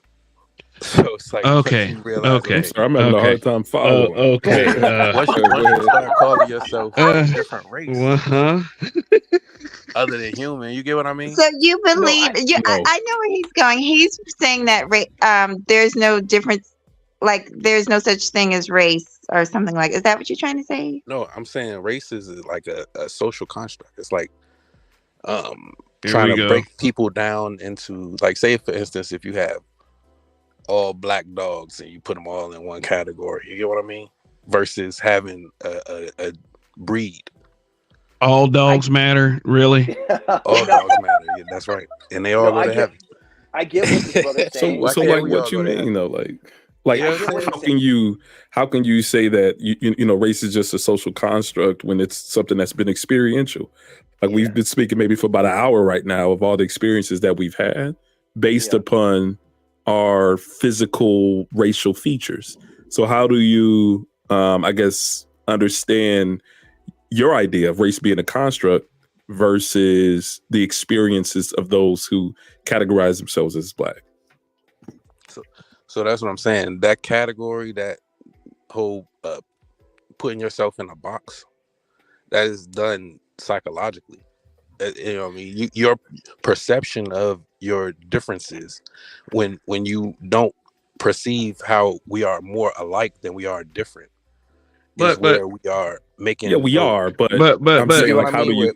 It's certain tribes that war over really dumb asinine shit, like nose structure or something like that. You get what I mean? I get what you're think you maybe are addressing the question. Imaginary boundaries of cities. Yeah, I know all that. Or this block versus that. We're all human. Some have more melanin, different features and everything, sure. But I'm asking, how do you contextualize your idea of race with the experienced things that we've all been sharing on this panel and what everybody has been sharing over like history? Like, how do you negate the history of race, but while also saying it doesn't exist or is just something that's in your head? What I'm saying is the way that it exists is the same way, time exists or color exists. You know what I'm saying? These are all things that we have all made to make it seem as though we are categorizing something or making. Yeah, you're not understanding the question, or you're not answering it. You know what okay, so all right, go ahead. My fault.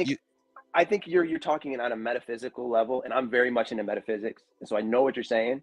So first of all, like what you're talking about, what he's asking, listen, he said what he asked is, how can you negate these experiences that we've had dealing with racism, right? And I'm trying to tell you that these experiences that you're having, right? You are saying that they are racism, like how she was dealing with the white woman and you people type shit. Yeah, like those thought processes all come from us believing that same thing as them, that we are different from let me stop you. Let me stop you right there. First of all, we are different. Second, I don't think that we need convincing. It's them that need convincing. They're the ones that keep bringing this up. And and from the experience like that we playing the game. no, ain't no playing no game, man. It's the fact of the matter is that in all of these experiences that we have, we started out leaving well enough alone. That's what it was. We didn't start shit. We didn't make it about being black, but it was the fact that each person in the scenario experienced something with another group that made race matter to them. Most black people that I know would just want to leave well enough alone. They want to leave, we want to live in peace. And this shit keeps coming up with other people. So that's why we're having this discussion today. It's not something that we want to continuously just hang on and say. This is something that we're saying exists. And it's a problem with them. It's not a problem with me. I could care less about being around them. But when I am around them, hey, maybe they need to, we need to learn how to keep the fucking peace. And that's all there is to it. I don't need you to over sympathize with me or make it about race, but it's sometimes like in many of those experiences, it comes around to that anyway. And that's what we're saying. It ain't us. Most of the time it's them. Well, so, and why is it that when someone like you comes up and, starts to say stuff, have you ever addressed this with any type of white person at any point in time? I mean, when I go on white panels, the most that they'll have pushback is how sometimes they'll feel as though they're on eggshells, and I'm like, you should be. Like, if you know the tension and okay, how someone may be feeling, or how people at the top all look like you versus how the people at the bottom look. You know what I'm saying? And you realize, that's what I'm saying, that class structure and how they will promote certain people of color to certain positions because of how their personality wise is, and how they will treat other people of color. Like, have you heard this term, all skin folk ain't your kinfolk? Okay, and that has totally something to do with race. But go right ahead. Continue to make your point. That's what I'm saying. That has to do with colorism.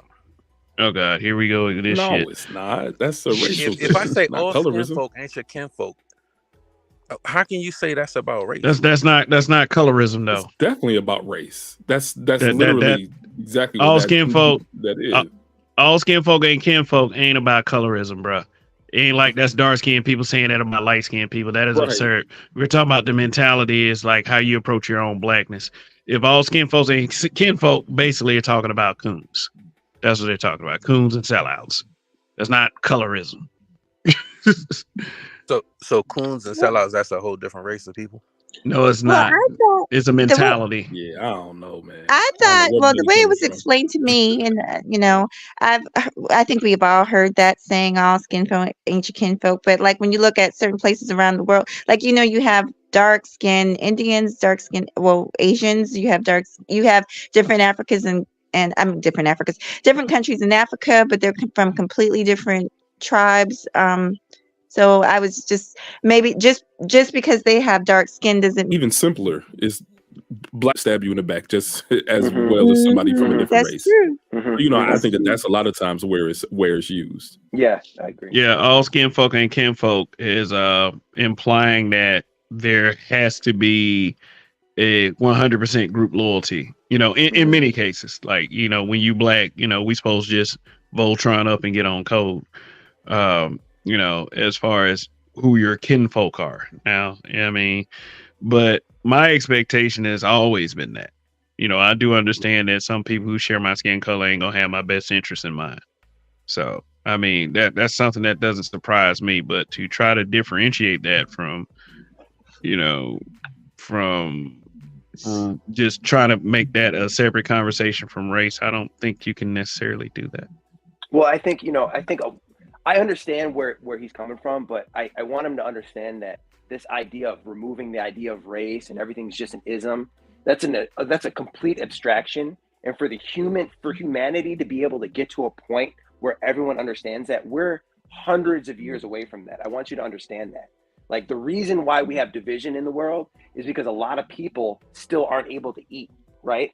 And the people who can eat, they're going to make damn sure that they're not going to lose their advantage. So they're going to change the system however they need to change it to make sure that they keep getting physical wealth. So it's not even about these isms or these abstract ideas. It's about that at the end of the day, there are going to be haves and have-nots. And until you can get rid of until everyone can actually eat, then people are going to coalesce into groups and do group economics. And then the simplest way that people have found to coalesce in groups are based on tribes, on ethnicity, and more recently invented this idea of white race, right? And so we can't just say it's just classism. There is no racism. It's like, no, we have a whole history that's still affecting right now. Even though slavery has been ended, we still have the echoes of that ringing through a lot of people, through their culture, through laws, through groups that are still taking it serious, or the Confederate flags and all that kind of stuff. So we're still here on Earth in the physical reality where we have to do things, right? So we can't just abstract things and say it's just an abstraction. Yeah, but we're still in the physical reality dealing with physical things. And so we can't jump to 1,000 years in the future saying this is where we're headed. Yeah, but until we get there, how do we get there, right? And that's the hard part. Nah, the future is now. I get what you're saying, but I saw on Vice News it was a black guy or a so-called black man with a Confederate flag, a Confederate hat on, and he was talking about. I did a video on a guy with a black man with a Confederate flag. The future is now. What? The future is now. That's what I'm saying. No, like, the future is tomorrow. Right now, these problems can be solved right now. It's not like something. They can't be, man. It can. They can't. And that's what I'm saying. It's like in theory they could, but you don't understand how stubborn human beings are, man. You're like, it's hard to just get like people. I do understand.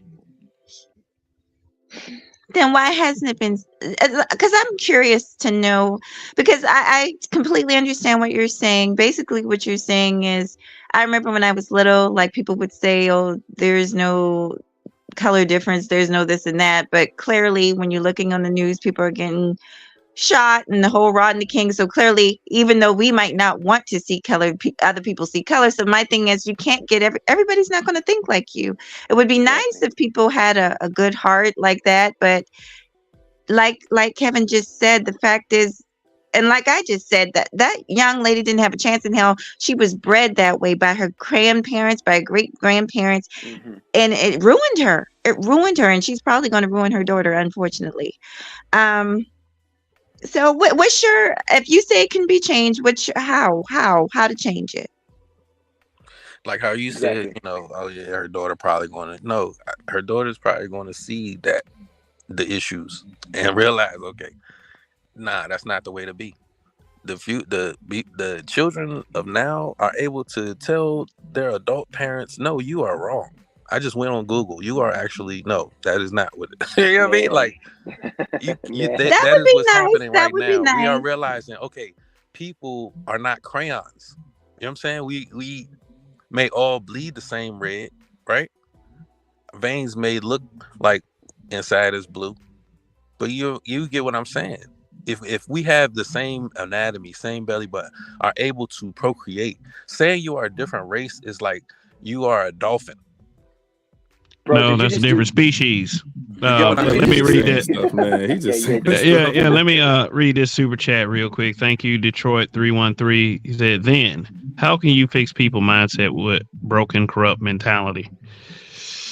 Can I ask him this question? Did you just eat an eighth of mushrooms? Because I was like, I would, you know, if you got some of those, send them this way. Because it sounds like you're like on a great trip. It sounds like you're seeing the future that none of us can see right now. Like you're like seeing the singularity, and you're seeing the unity that where we're reaching for, but we're not quite there yet, man. It sounds like you're tripping right now. Yeah, shouts out to psilocybins. Hey, but now listen though, if it's anything that I'm saying that you don't agree with, just please help me to try and figure out where y'all coming from. I mean, I don't think why y'all don't see we've been talking for the last. Yeah, exactly. I'm sorry. Go ahead, Kev. No, I'm just saying I don't think anybody has a problem with disagreeing with anyone that hits this panel. But Coffee Nino just came up, Narratives and Dialogues himself. So what's good? What you got? Hey, Coffee. Hey, everybody. Hey, what's going on? Mahogany Roots. I love your story. Yeah, but thank you, sweetie. I just say this, you know, a lot of people are dismissive. It doesn't matter who you are, black or white, but it's even worse when you find other black people that says because it wasn't their experience, it didn't exist. But they never adhere to that until it happens to them, because they figure that it will never happen to them. It don't exist. You hear that a whole lot. Oh, black, the color black doesn't exist. What is black? We've talked about this before. And I'm not trying to be funny, but usually from you hear that from men who are light-skinned, or who've had a good run in life, or men that are mixed, or you hear that from that one black dot in the group that figure that, oh, because they've been accepted, that, you know, oh, it's over. It doesn't happen, you know. So I just say everybody do have their own experiences and the things that have happened, and we got to stop dismissing that, you know. And we got to even get off of this thing to where we're saying, oh, all children are thinking the same. No, they're not. You know, yeah, as far as the tech field, far as education, you know, their views are different than what ours were. Because I talked to a guy today that's 19 years old. He said, man, this education shit is bullshit. You know, I can go on TikTok and become this, that, and the other. And he proved that to me. I was like, oh yeah, man, you know, but then again, it's just like football. It's just like NFL, the NBA. Everybody don't get in.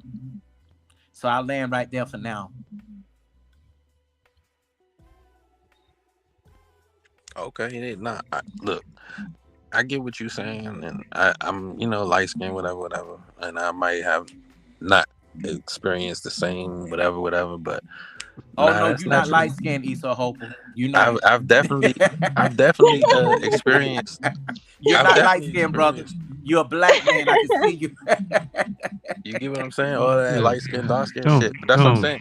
Once you put people in divisive positions where you see, okay, this person, you know, maybe it's because I'm black. You're not. Maybe it's because they was having a bad day. That's what I'm saying. I don't think racism can be explained. No. I trust me. I get that, brother. We hear that a lot in these spaces. But because you're telling us this, it doesn't mean that, you know, people are not going to continue to think a certain way according to their own experiences. You get what I'm saying? I know you want to unify. I know you want to get things, you know, as equal, but even you would never be equal. You know what I'm saying? How about just being yourself and being who you are and not worrying about, you know, trying to unify? Because just like Mahogany said earlier, all kin folks are not skin folks. And that's on the flip side of what you're saying. That's in reverse. I'm not black. I'm OJ, okay? You're a mess. And that's not to be against you, because I think you cool. I've been knowing you for a while in the spaces, you know, Issa Hopeful. So it's nothing against you, but we get these guys that do this all the time, you know. So that's why they're trying to figure your point out. Yeah, and when you say do this, what is this that you're saying that I'm doing? Kind of like what you're doing, but it's okay though. You have a right to. No, I'm saying, how would you explain it? What are you saying that I'm doing? The pushing the using the situation of it's because I'm black. It has nothing to do with that. We're specifically speaking on things that did happen. Even me, you know, I didn't really care much about racism growing up, but shit, I was working at one of the most high-end athletic clubs in Atlanta, the Concourse Athletic Club in Buckhead, and I was the towel boy. You know, I had a gold streak in my hair. You know, when they used to have the boxes with the gold streak, they fired me for having that. But the white boy who worked with me, very close with me, you know, he had electric blue hair, and they didn't fire him. You know what I'm saying? So Destiny. Yeah. Yeah, one of them, you know. It made you work with Destiny. God. I'm just playing. So it ain't had nothing to do with you being late. Oh no, sir! I was never late. I performed very well, but the manager just had a thing for, and the white boy that worked with me, he kept quiet. He said, "I'm sorry, man. He just don't like the way you look. You're too dark." But my thing is, why Issa? Why would you assume that he did something wrong? That's what I'm saying. Nah, I was joking. That's what I'm Let's saying. see. Oh, Okay, okay, You may okay, see it brother. as, it's because I have a gold streak, but Oh you no, been late trust me. 10 If I'm times wrong, this week.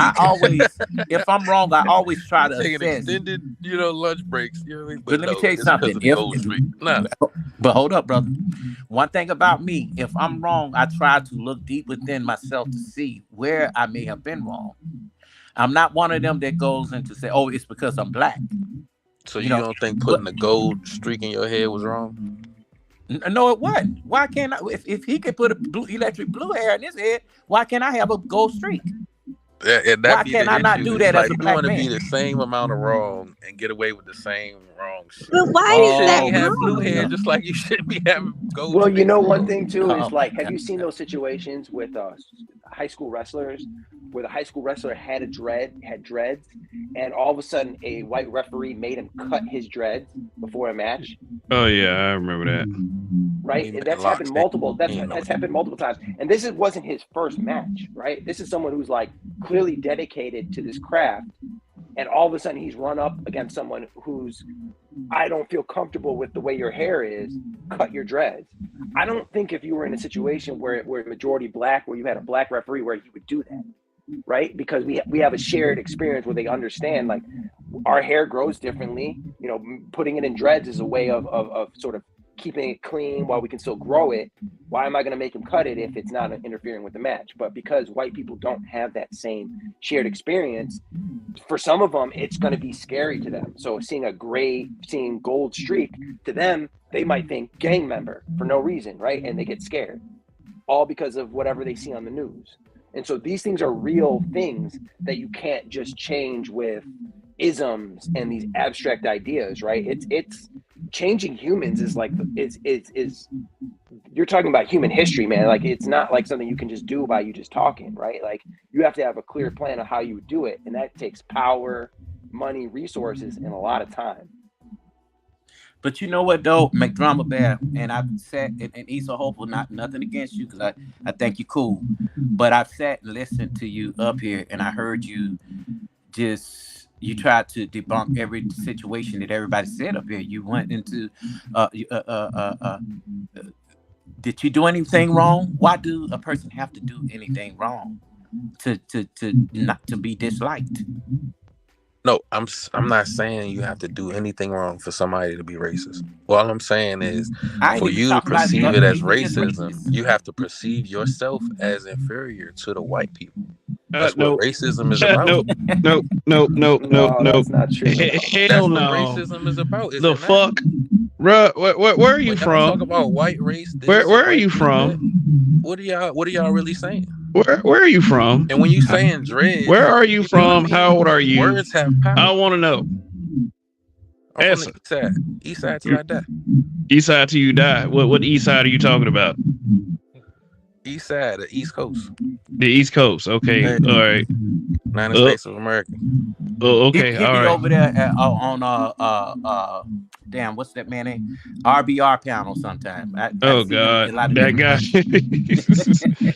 The same broadcast every time, like RBR. Yeah, RBR kicked them off too one time. But you on the panels with niggas. Hey, whoa, JC the you on the panel with niggas who are victims, hopefuls. Man, god damn it! Every fucking time we bring up racism, there always got to be some nigga that talk about. So we playing. God, the fuck, bro. No, because he asked earlier in the chat, what does crying about racism do for us? Crying about racism, like that's another word. Crying. Why the fuck we always got to be crying? Like, fuck out of here with that bullshit, bro. You better be lucky you cool with what's his name. Like, just no. I'm good on that kind of shit. Well, if you want, one thing I do notice in these spaces, and I do notice with a lot of black men, they do this thing where if you just ignore it and you do what you got to do, it won't matter. And I think I've sort of said something like that where you kind of got to, if people say something, you can't let it affect you. I think that there's a difference between not letting things affect you and not like seeing things for the way they are. Like you should always see things for the way they are. Now, how they affect you is a whole different thing. I think ignoring the fact that people are racist isn't going to help you. I think not letting it affect you is where you want to go. Exactly. I agree. I agree with that totally one agree. now, I think but I one of don't the agree 4 with agreements is you don't should take just things shut up, personal. you know, or you should just not if we don't talk about it, it'll go away. Man, get out of here. Was the end game? I mean, I'm not crying in the damn corner talking about some why is these white people treating me like this? You know, I'm not doing that, bro. I mean, my dad taught me real early what racism was, and it helped me put up more of a defense to get ready for life and not to be surprised when it does happen. And you know how to react when it does happen. I mean, I could give a damn about, you know, making someone apologize. You know, I'd rather put my boot on their fucking neck. But you know, we did the white dudes like that when we were growing up. Some of y'all grew up afraid of the motherfuckers. Like, you know, which is like I said, I still don't get the nonsense about the defeated and conquered narrative and who got background noise. Like I That's can hear. Mahogany. I She don't got know. to shut I her don't down. know. Okay. Okay. So I mean, yeah, that's good. But no, I'm just saying it's like it can be discussed. And I mean, if you want to talk about end game, we always talk about end game over here. And I mean, like, you know, nobody likes to hear the whole, well, you know, group economics, generational Exactly. wealth. Exactly. Nobody likes to hear that. Political movement, stuff like that. Exactly. We have said Exactly. that repeatedly. You know, and we've given solutions to these problems. I mean, it gets mixed up in with the get my shit off, you know, a lot, you know, and I do admit that some messages don't filter through because the get my shit off puts up such a huge wall in, you know, that kind of disrupts actual conversation. But there have been solutions that have been introduced. There have been end games that have been introduced. Is our capacity to accept them that's the problem. Well, Kevin, you ever go ahead, seen go that type that you ever seen the type that will, like we're having a conversation here right now that where we trying to find resolve, and you'll find that type that'll wait till they get in front of the most racist white folks and say, well, we do it to each other. I don't think that's what I don't think that's what JC. I'm about to drop the link, Saul, but I don't think that's what JC was trying to do. I ain't mean, speaking on him. I'm just saying okay. in general. Just, you know, it's always that type, you know, that well, can't. And to address sort of what JC's saying, like to give an idea of what I think the end game is. Right now, what's happening in this country are the people who are supposed to quote unquote represent our people, Black people. They aren't, right? They get in. They might use us to get into office, but then they're what they're worried about is it doesn't have anything to do with us. Like I'm in LA, we have a Black mayor.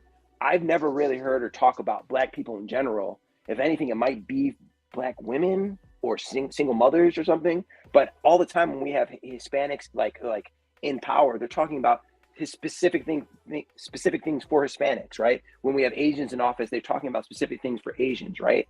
And so the whole what I like about this manosphere thing is that we have such a diverse group of Black men that are actually able to talk about things that isn't reflected in the politics.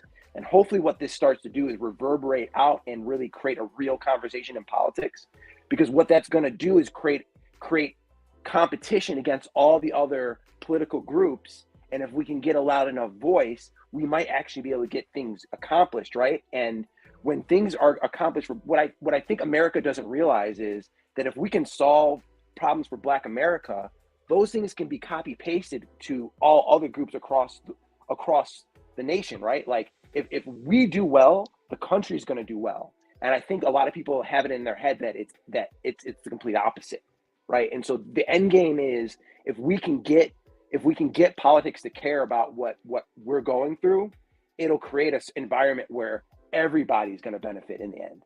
That's what I think the end game is. Yeah. JC the Conqueror, hold on one second. JC the Conqueror, your comment, I agree with that. It does have to start with the individual first. And whoever's speaking next, I want Salty Balls to have the floor after you speak. Yeah, I was going to say the end game, I think, should be reparations, or at least an honest discussion about reparations. But yeah, go ahead, Salty. You got it. Hey, how y'all doing? Salute to the Yeah, guy. we're good. Hello, bro. I've seen. Yeah, what's good? Yeah, what's up? JC the Conqueror, brings up an excellent point. At what point do we consider collective individual action, right? I mean, if we're waiting Messiah for things to change, to lull us back to sleep, our potential, for us to grow and do what we need to do is often stalled, with the sort of mindset of dependency, right? Yeah. I would say way back when, right, when there were more proximity to the sort of immediate danger of somebody coming to your home or your business with torches and threatening you, or somebody being jealous and stuff like that, we were more well off when it comes to ownership and having business and these sorts of things than we are now. I mean, that's stuff is still going on. Yes, indeed, it really is. But I think that to a certain extent with distractions, people always defer to distractions and they talk about the community and this, that, and the other, but nobody's willing to do what they need to do to step up, at least collectively. We don't support each other. Either we don't have good business etiquette. We open up stores whenever the hell we want to. We close them whenever we want to. We have poor customer service. On the other side, we have customers who expect the hookup, right?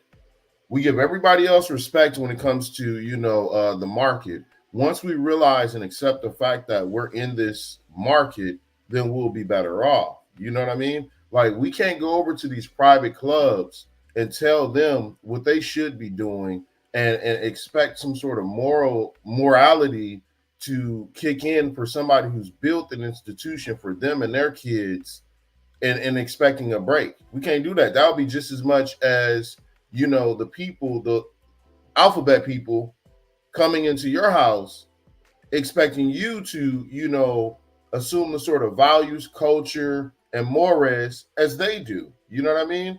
So I think that diverting a lot of time into self-development so that we can grow and be strong. So, I mean, yeah, okay, there's a private social club there. There's private social clubs that, that Black people have, right? And I'm not trying to take your example or anything like that, but I'm just trying to show that we have the potential to build. It's just that we pick and choose, right? Absolutely.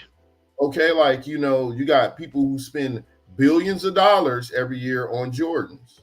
You have people who spend billions of dollars every year keeping people in business that don't give a fuck about you, right? Who come in your communities and stuff like that, who predate on your people when it comes to weaves or liquor or this or that or whatever the case may be. What do we sell in mass outside of the community other than culture? And even then, there's somebody who controls it. Mm-hmm. Name one thing that we sell outside of the community that we export. No, I mean, I 100% agree with you. I mean, I think we have a lot of, I've been on SKC panels. I mean, I could go in, and I've been on this panel, I can go in on our cultural things. I mean, one thing I'll pick out is, I think you're in LA, right? You're in the Los Angeles area, right? I was just in Hollywood. I was just in Hollywood the other night at a club doing a show, right? And it was mainly Black people in the club. And after, getting done, it's like people aren't trying to vibe with me because, especially in LA, I think there's a lot of colorism thing going on because I'm light skinned. Black people just don't want to necessarily talk to me like that. Like, they're very skeptical, of fucking with me. And I'm the type of person, again, I'm about our people succeeding, right? Like, if you need anything, if you need information, I'll point you in the right direction. And Is that West or North Hollywood? Yep. Colorism? It was downtown Hollywood, like in Hollywood, actual Hollywood. Oh, Hollywood, as far as quote unquote the locals is, I mean, you're dealing with a whole bunch of tourists and a whole bunch of people who aren't even endemically from LA.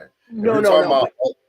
I'm saying that particular night, people came to the club specifically for that show, and it was a very Black crowd. I don't think a lot of people lived in Hollywood, but I don't, maybe saying the specific area was throwing it off because I've experienced this across LA. I'm from the Midwest originally, but I think there's a skeptical nature for a lot of people where if you don't vibe with me if you don't speak the lingo exactly how I speak it, if you look a certain way, I'm gonna be very skeptical. And to a certain point, I get it. But at another point, it's just like you're missing out on someone that has a lot of knowledge that I can kick game to you on stuff that you probably don't even know about.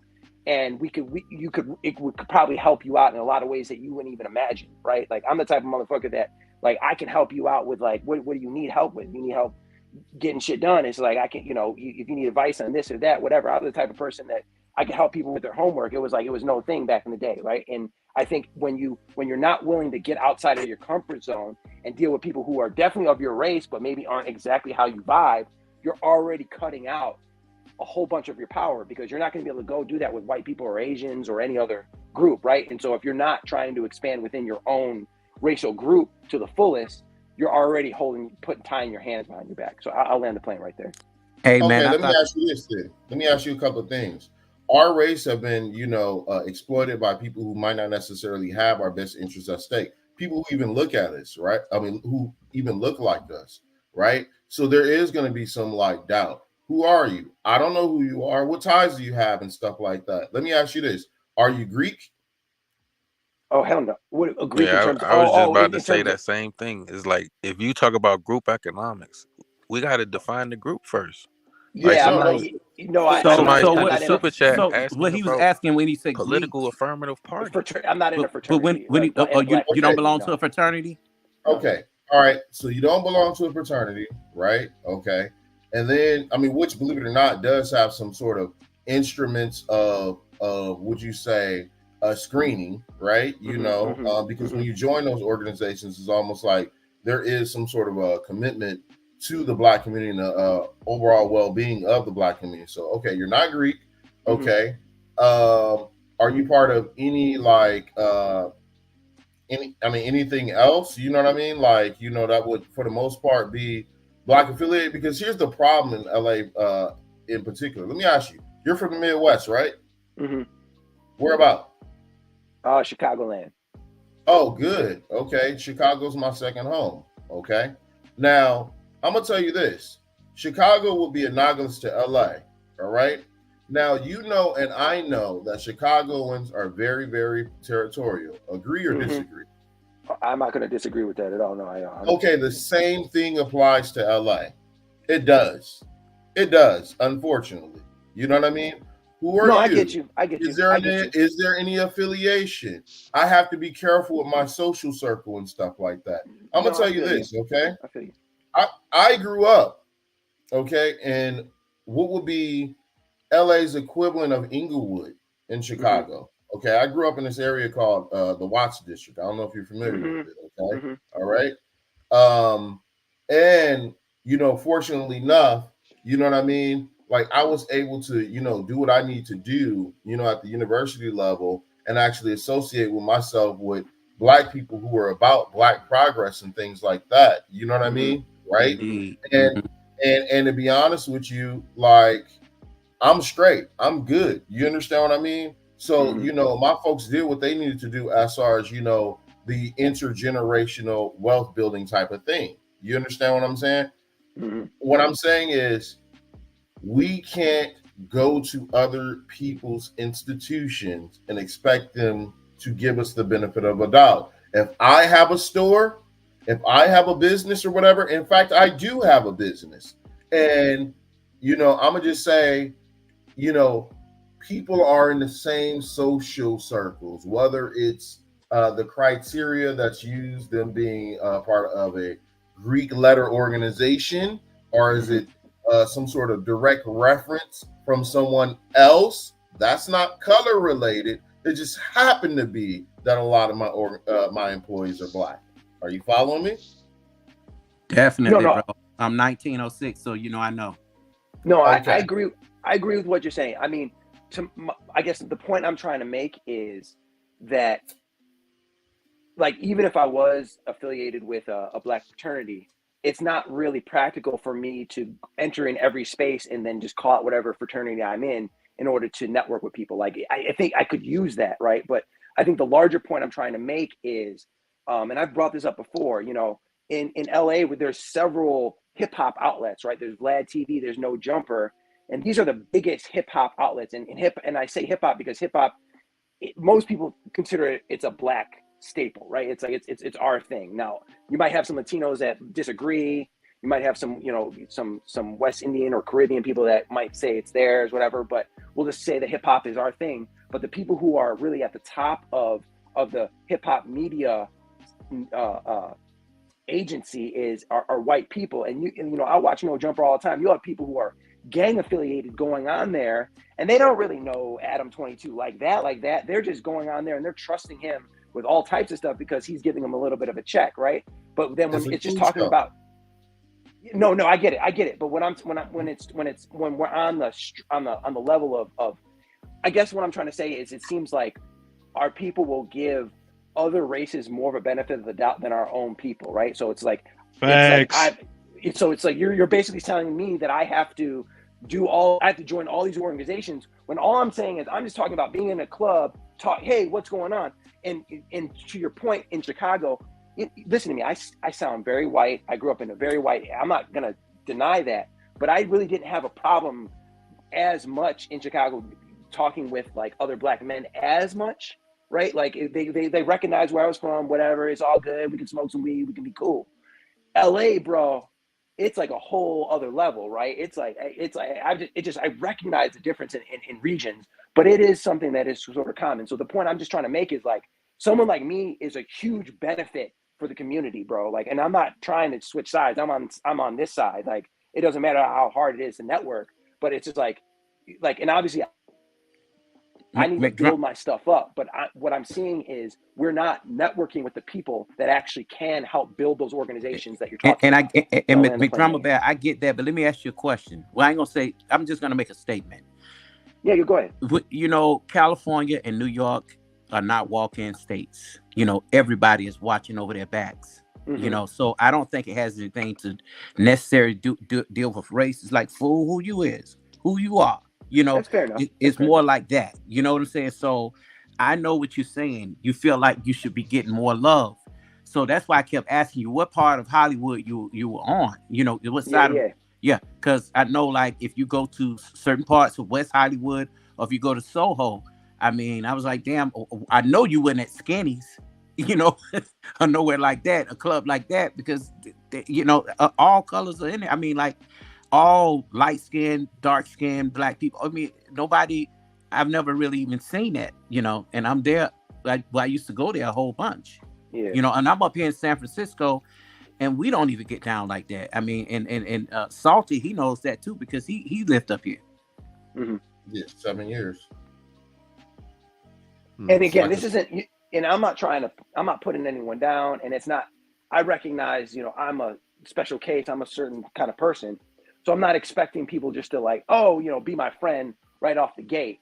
But it's just something that I do notice, that, like, if we're not expanding our networking within our own community, like, even like, it's going to take risk. Like, you have to meet people and you're going to have to risk whatever that is. And if we can't even do that within our own group, then we're never going to be able to build those institutions, because, like, so go ahead. That's the issue we having, is our own group. When we say our own group, right? And we want to exclude, and we want to say, okay, only these people, or only if you ADOS or FBA, or your mama got to be black, or whatever the criteria. You get what I'm saying? Like, once we start doing that, that's when we are trying to do the same. Your mama black. That's what I want to know. Are you FBA? Exactly. I'm definitely FBA. I'm definitely. No, not you. I'm talking about Issa Hopeful, because you get it. Issa Hopeful those saying who not have to been get wrong. it. He's saying not to get it. That's a separate argument, and let me answer that real quick. That point there, okay? That ADOS and FBA versus African shit. Look, in America, it has been considered constitutional law that if you create a law that that is based on race specifically, is falling dead on its head, right? Okay. Exactly. Now, if you were to create something based on lineage, that increases the chance to get it, and if America does it, there's a good chance that other folks will follow. You know what I mean? A lot of the black people here in the United States of America have adored and shown a lot of Africans love. And to be honest with you, it was a lot of laws pushed in the 1970s and 80s to push for Africans to be here. We don't sit up here and just say, oh, I'm African American, or throw that in people's face. Okay, we really don't, right? So we can't speak about that. Now, if we're talking about we're the only race who complains about how people are twerking, how people are killing each other and stuff like that, but we don't do anything as far as a conscious effort to distinguish ourselves from the dysfunction. So this is why we're anchored by dysfunctional culture now, and dysfunctional culture isn't Black. You see what I'm saying? Yeah, so I agree with that. I agree with that. Creatives, your businessmen and things like that say, hey, we don't condone that. That's not Black. That's ignorance. Everybody else is able to distinguish themselves. You understand what I'm saying? The other thing is, okay, McDrama Bear. Have you ever been to places like Leimert Park, Ladera, View Park, what do you call it, Ladera Heights and things like that? Have you ever been in those places? I don't think I have, no. Okay, what I say is this: I advise you get linked up, find a way. Those are the people who you want to, that's more of the people who are more your speed. Fact. Are you following me? I'm gonna just tell you, these are people who would be more like okay, the brother who just spoke from the Bay Area. Okay, right? Now I can go to West Oakland. Okay, I can go to Hunters Point. Okay, and there's some people Hunters Point. You know what I'm saying? Hunters Point. I know. West Oakland, Richmond. Vallejo. I can go all these different places or whatnot and choose to help or mentor and whatever the case may be, because you don't want to all the way cut off people who could be potential talent. I do get his point in that. You know what I mean? There's young people who grow up who can't even help their circumstances, who are talented and things like that. I agree. You know what I mean? I was one of those guys. Okay. If you ever see him in society, that's where I grew up. Okay. I've been to 4 different top 10 universities, received degrees from all of them. I didn't come from shit. I'm just telling you. Okay. Right. So we, how do we create a class of people or capital so we can create these sorts of institutions? Because anytime Black people want to create something, well, you trying to be, and to a certain extent, SO Hopeful's points, and I give it to him, like, oh, you trying to be educated and there it is. Not the blue collar, right? Yeah. You know what I mean? When do we have to stop associating the underdog mentality with being Black? That's the problem. It doesn't mean that you're selling out. It doesn't mean that you're conformed and stuff like that. Everybody else do it, and guess what? These stores are created. You create a sort of art, and somebody else owns the studio equipment. They own the engineering stuff. They own the rights to your song and stuff like that. When are we going to get out of this mentality of I have to be the underdog to validate my Blackness, rather than recognizing the rules of the game, that capitalism is the rules of the game while we're here and doing what we need to do? When we talk about other communities within the Black community, I'm not knocking these brothers. I love them and salute them and stuff like that. Guess what? The Nation of Islam, they own their own farms. They have their own businesses. They have their own expectations and things like that. They build a nation within a nation. Exactly. So, I might not necessarily agree religiously with all their stuff, right? But, when do we sit up here and have to ask ourselves, are we making excuses? Those brothers have people who come out of jail and they instantly get jobs. You know what I'm saying? Right? Or why do we have to conform to being a certain way when we get around a white person? And Salty, you know what Diamond Heights is, right? Yeah, I know Diamond Heights. That's where I live, and I have white people every day when I walk out. How did this? Are you talking about Diamond Heights, the city, or Diamond Heights in the town? Because there's 2 of them. In San Francisco. Okay, I know. Yeah, I know Diamond Heights. That's, and you get that from both sides. So it's racist white folks and coons that are the problems, and the United States of America and niggas. All you get rid of all three of them, we'll be okay. Well, Yep, you know, you go ahead. get you get racist white folks who uses coons and ignorant people to validate, well, this is what we believe the blackness is. And you have people who actually play into that. You see what I'm saying? That shit on Adam 22 and Vlad TV and stuff like that, or whatever the case may be. Most people who are truly involved in that life who would say, man, hell nah, you know what I'm saying? Right? You're quick to go against your own brother, right? To look at him with ire. You know what I mean? But you have this man up here, sitting up here exploiting you, telling you about what you should do and shouldn't do when you're a Crip and paperwork this and paperwork that. But when he wants to defer back into his own community, he got armed security and stuff like that. And it's sad to see them brothers do that because they're doing it for a check rather than just simply saying, hey, you know what? We're going to just cut this guy out, whether it's the music industry, whether it's, you know, pop culture and stuff like that, and say, hey, you know, we're going to do our own thing. We need You know what? You know what? One town that will not allow you to come in and do what you want to do. That's Chinatown, right? Any Chinatown you go to out here, because they got a voting committee. I agree that the Chinese Merchants Association. If you don't have that sticker on your window, you guess what? Ain't nobody gonna buy from you, and you wake up one damn night, shit is gonna be on fire. They kicked me out when I was filming my documentary, Asian Hate, coming from a black perspective. It's on my channel right now. I had to have a permit.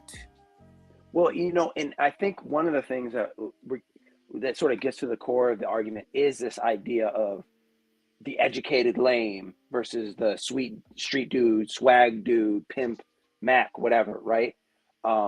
Because those divides exist in every community. It's just the difference is that doesn't stop the people from building with the people who are considered quote unquote like in LA you hear a lot of Spanish people or Latinos like say to other Spanish people, oh, you speaking white, fool, but they still will build with that person, right? And so I think we really take that divide a lot more serious than I think other communities do. And it's just a shame because if someone's educated, you'd want to learn from them, because what ends up happening is we're very quick to let things affect us emotionally. So I think that's where, and I don't necessarily think it's necessarily. Is it emotionally affecting us, or is it just that we're calling it out? No. Even when I say the word emotional, that is very triggering for people, right? Because we have these things like you're in your feelings, you're being emotional. But I'm not saying in a way of being weak. I'm saying in a way of being human. Like, we evolved emotions over millions of years for a reason, right? It's not something that we should ignore. It's something that we should learn how to be in touch with and not let it color the way that we're perceiving. But people can take emotional as a tone as well, because my thing is, I'm not so dismissive of everything. I hear everybody out. I don't care what type of person you are. I hear you out to see where you're coming from first. But if it's the same old bullshit that I hear, then I can come to the conclusion to say, you know. I'm not disagreeing. I'm not disagreeing with that. But what I'm saying is, listen, man, I think that's what makes us more exciting, and that we have such a vibrant culture in a lot of ways that a lot of people want to emulate, because we're very excitable, that we can get excited, that we can get happy about things. But the negative side of that is if we don't recognize when things are we're emotionally triggered in some way, a lot of us tend to just fly off the handle or perceive things as attacks or going against us when it maybe isn't even that, right? And so I think what a lot of us would be benefited to do is really, and it's not necessarily going to see a psychologist or a shrink or whatever, but like there's a lot of just content on YouTube, but learning how to be in touch with what you're feeling when you're feeling it, and how to mitigate that and not let that color your perception of reality. Because that's like, I've done such a deep dive on the emotions. Like, that's really what some of the content that I'm going to want to get into is like my dive into what I call the elements, right? And one of those, water being emotions. Like, when you understand that your emotions color, like when you're happy, you see the world differently from when you see it sad, right? And if you can just, and the biggest thing is that when you can even just recognize that, that automatically breaks the spell, right? I think a lot of us do understand emotional intelligence. It's just that now people are fully aware of things that are evolving, and I don't think it's a crime to be fully aware of everything revolving like the sun. I do that. And I think that's part of me being of my education. Having a master's in criminology. I mean, shit, I don't trust nobody. I watch you like security. That's just me. I will hear you out, but if you giving the wrong information, I have to check you on it. Or if you spewing out a narrative, a known tactic, I'm gonna call it out, and I do that often. Okay. Let me real quick. Gentleman Rated says, "What do you think about that brown bitch getting told by Ann Coulter that she won't vote for him because he's Indian?"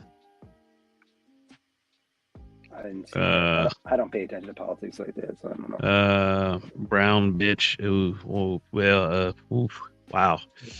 I will check it out, but Can I say something to McDrummer Bear about? Go ahead. Okay, discussion. When you said something about the Latinos and L.A. And this is something that Art hold up, but this is something that Art Newstall also go over, and he's a black teacher in that area teaching Latinos. He know that culture very, very well, and I know other black male teachers who teach those students. Now, I don't equate them having still in black culture with being ignorant and stupid, because you got ignorant, stupid in every race. It doesn't mean that. Now, I would say this: you were right when you said that they would turn around and be completely calling people fool and all this, that, and the other of what is known.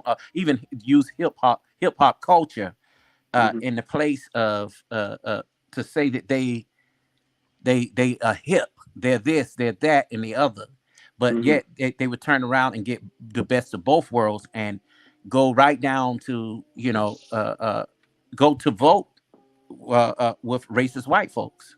They hate niggas down there, in particular that area, from different parts of LA all the way down to San Ysidro to the border. Oh yeah, I mean, I think what a lot of that is driven by, that northern southern thing. A lot of that stuff is driven by that. You know what I mean? And I do agree. When do we get to do what we need to do and stand alone? Stop being so inviting and stuff like that. We automatically feel that as a response, not to be seen as quote unquote the oppressive, that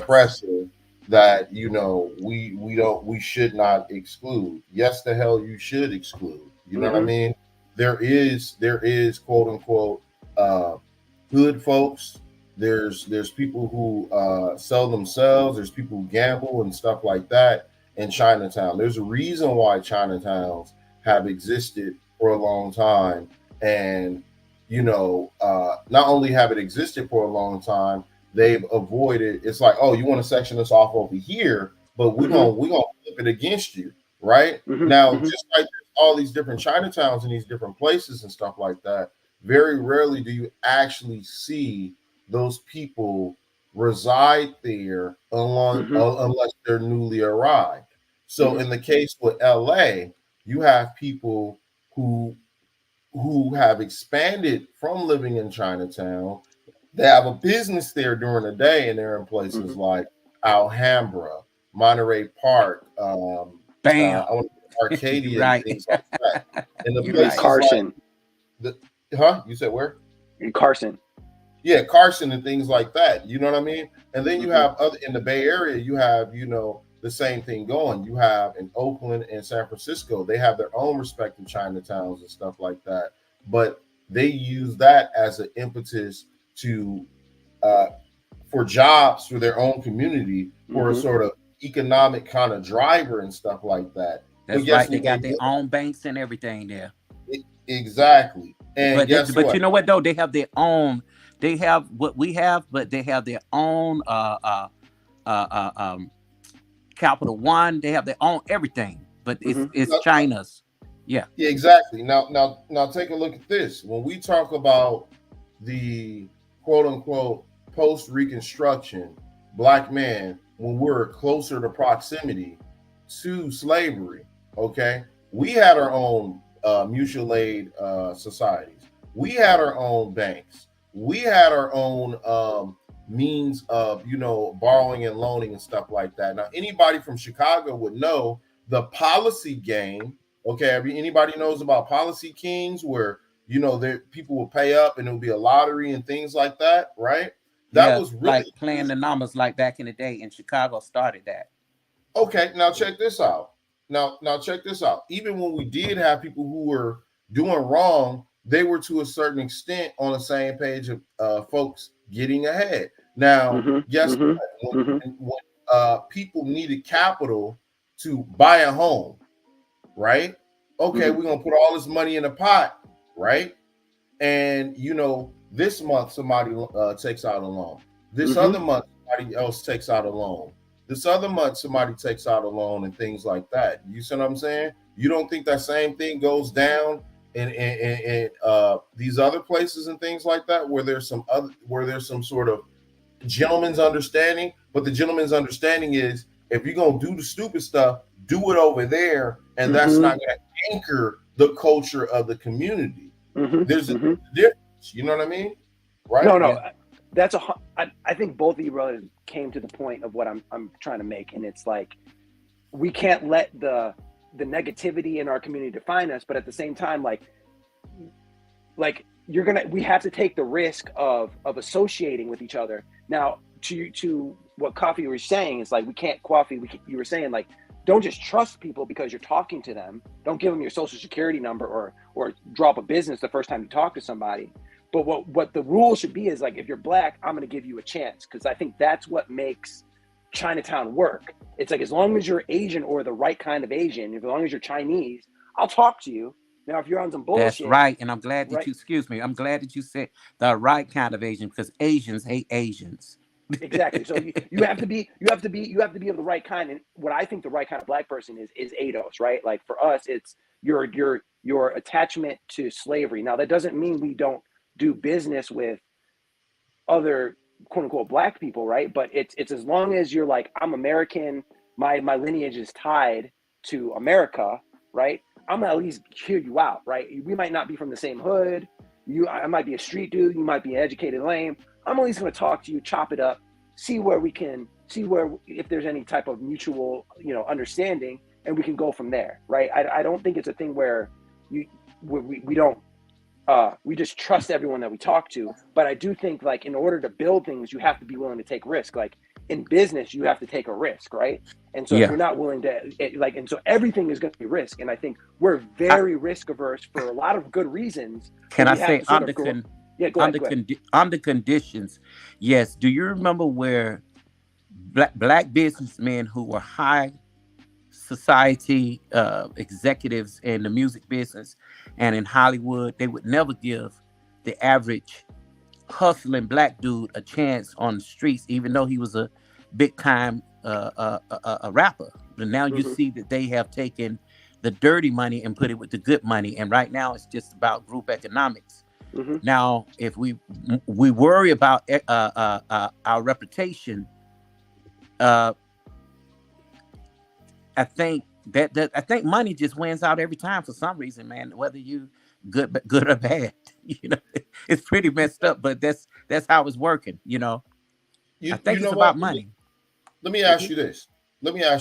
Okay, like people like Suge Knight, and I know I might get flack for this, but I'm just gonna keep it real. Suge Knight, Harry O, okay, right?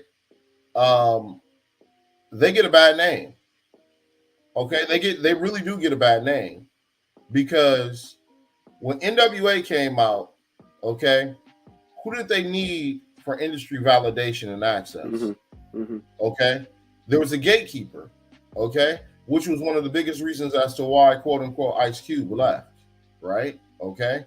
Now, Suge Knight is on some, hey, you know what? I'm one of the first successful Black-owned and incorporated self-determined entity and stuff like that. And I have, the means of, would you say unofficial security to push my agenda. Do you think people are going to be happy with that? Because I grew up, in South LA, you know what I mean? Particularly Watts. Watts is next door to Compton. Suge Knight would actually, give, these young guys chances to be on the label. He would actually interact with the community. He would actually buy high schools jerseys and equipment and stuff. Yeah, give them scholarships and stuff like that. People, all that is missed and stuff like that. And the only people who villainized them was the same people who controlled the music industry, the media. You understand what I'm saying? Like, I don't think people really critically assess this man and the fact that he was, quote unquote, a threat. But why was he a threat? He wasn't a threat any different than anybody else who was out there in LA gangbang. He wasn't. He was only a threat because he could not be tamed and he could not be controlled. Okay. You're speaking facts, and I guess that's why I'm getting to the point of, I'm not saying that people should change their lifestyle, because the way people move in the streets, they move a certain way. But what I'm saying is there needs to be a larger coalition between, like, even though you're from the street, because if you're trying to go legit, you're going to need a programmer to get your website up, to get your infrastructure up. You're going to need a lawyer. You're going to need certain people to do certain things that maybe a majority of street dudes aren't going to have the knowledge of doing, right? And it's going to be a vice versa. So I think us being more in the mind of starting to build those bridges, we can start building those institutions, right? That's sort of what I see. So hey, hold on real quick. We got a guy named Genius up here. Can you identify yourself, please? What's going on? This Broke Genius. Yeah, that's Broke Genius. He's from the Black Manosphere. Yeah. Yeah, I know him. He's a good guy. Okay. All right, cool. Yeah, I know him. Yeah. Okay. All right. What's going on, bro? What's going on? Yeah. So yeah, I don't blame you, Cab. You know what I mean? Especially with Veiny Dicks, man. He keeps coming up there, Yeah, I know all about that guy. Threw my ass off, man. Yeah, but what's going on, Genius? What's going on? Thanks for having me on. This is my first time coming on, I think, or at least it's been a minute. I think I came on your channel you used before. to come on Roger Report, but this is the habitual line stepper's brother. Oh, okay, yeah. I could. This was too juicy for me to hang in the clouds, man. I'm all for Black unity or unity, and I just wanted to say, as far as that being said, if you just kind of look at kind of who's winning and what they do, we do, as far as Black people, as far as Africans. I'm actually both. If you follow Tariq Nasheed, you call me a tether. Okay, that I'm fine with that. You're not a tether, brother. You from Chicago. Yeah, I'm fine. I'm fine with that. I don't care. Just leave, whatever. But the thing is that if you see what they do, as far as how united they are, that's their biggest strength. Okay, what we do is we got all of these divisions, and the whole FBA, ADOS, and I guess you could say Pan-Africanist and African divisions. Those are separating us and chopping us already, chopping us by the ankles, and in different body parts, where as if you see it wasn't already. Where you see basically Europeans or European Americans, they flying to Heathrow every day, on fast jets, building commerce, making trillions of dollars every day, and we're arguing over some dude that basically hustled real hard on the internet and had a big following and created a movement and set up words and stuff to divide people. Some people say he's an agent, but I don't know anything about that. But the thing is that all these divisions is definitely destroying us. We all, if with all the other problems that we have, and it's just basically, I'm a chess player. It's basic, simple, divide and conquer. That's just pretty much kind of what it is. And of course, people don't like each other. I mean, everybody have cliques and people they rock with and all of that, and I get it. That's why me trying to come on this panel is me trying to, kind of deal with that. I mean, Gabe A, I waited for him to get off the panel because I wasn't going to start nothing with him. Let him go. Yeah. Be careful, man. It's like seeing Candyman name that he'll pop up. I mean, I ain't worried about it. I ain't worried about that, man. Let's go. I said my piece, and that was it, man. I mean, I appreciate that. Yeah, one of the things he does, he throws a rock, and then he has his hand it has a smirk on his face, like, "Oh, who threw that rock? It wasn't me." And I saw that. I witnessed it. Because I always used to say, why do they hate Gabe Bay so much? And it's like, till I actually witnessed that. He called me gay in the chat. And then I said something, and then they blocked me. Then it was like, okay, it was up from there. But whatever. Let me ask you something though, James, bro, James. Yeah. I want to go back to the Tether situation. I don't think everybody is considered a Tether. It is these. You were born here. I was born here. I'm part Nigerian too, so for a fact that there are some of these other ones that will come over here and start to be anti, black men and women. And they'll say you people. They'll smack their teeth at you. You see them on the job. They'll tap dance for the white man. They do all of that. To bump you out. Call you a kata. They've done it to me over there on Misogynoir channel, cursing me out and everything. You're not African. You're a nigga from America. They it's on both sides. It's both. It's on both sides. Yeah, definitely, most definitely. That is true.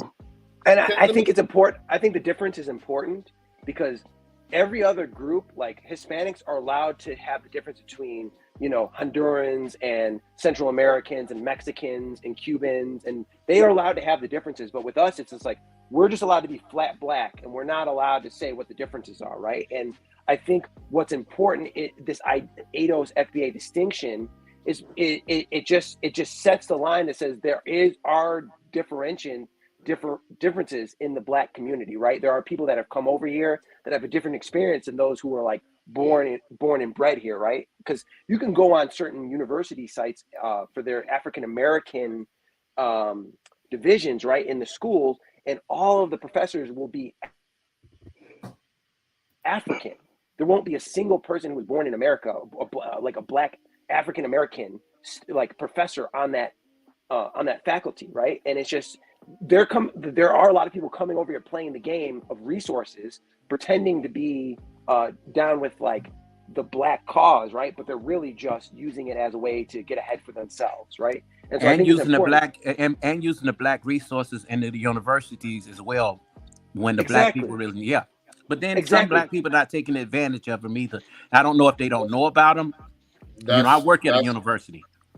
That's I would say that would be conjecture, because you got to think, when you're part of a scholarship committee, right? And you think to yourself, or even admissions, this is access. Am I going to choose the person who I deem will rock the boat and actually hold us accountable and actually give them the credibility to do so with a degree and research and everything else? Or I'm going to give people who just quote unquote are happy to be here and get the degree, right?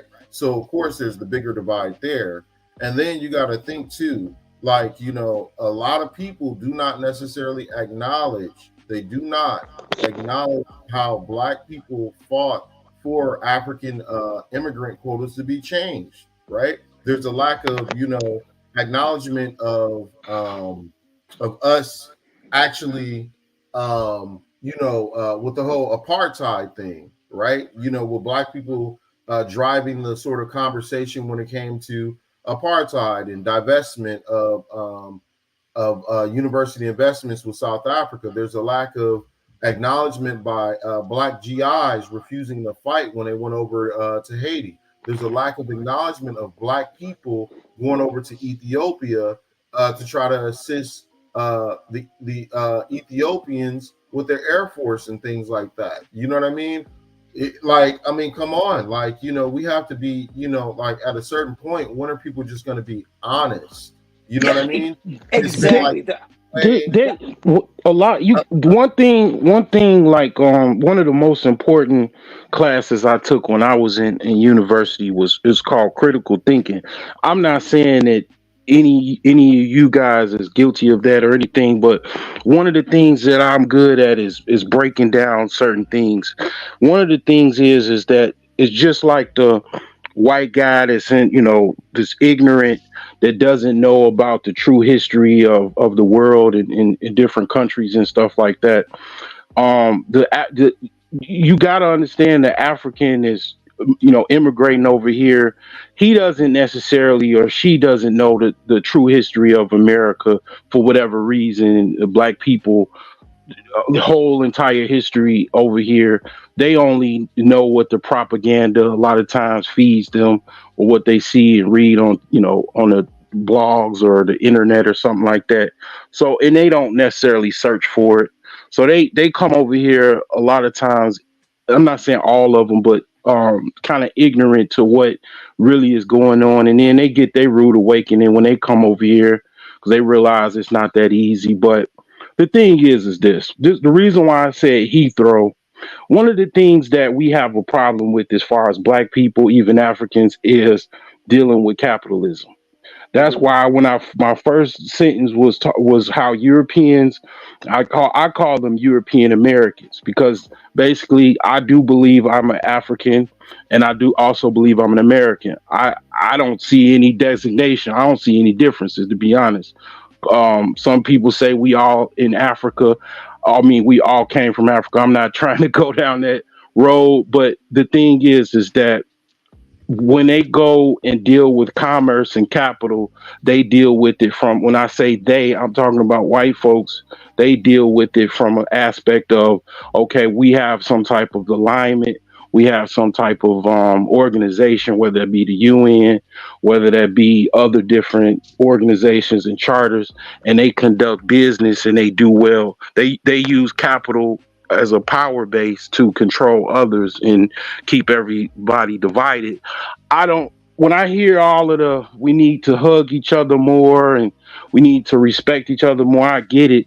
But how about we need to, kind of bridge the divide of capitalism and make more money, so where, okay, when we go drive around the United States, it ain't that many hoods anymore. It's not that many Gary, Indianas. It's not that many Detroit, areas with blighted communities.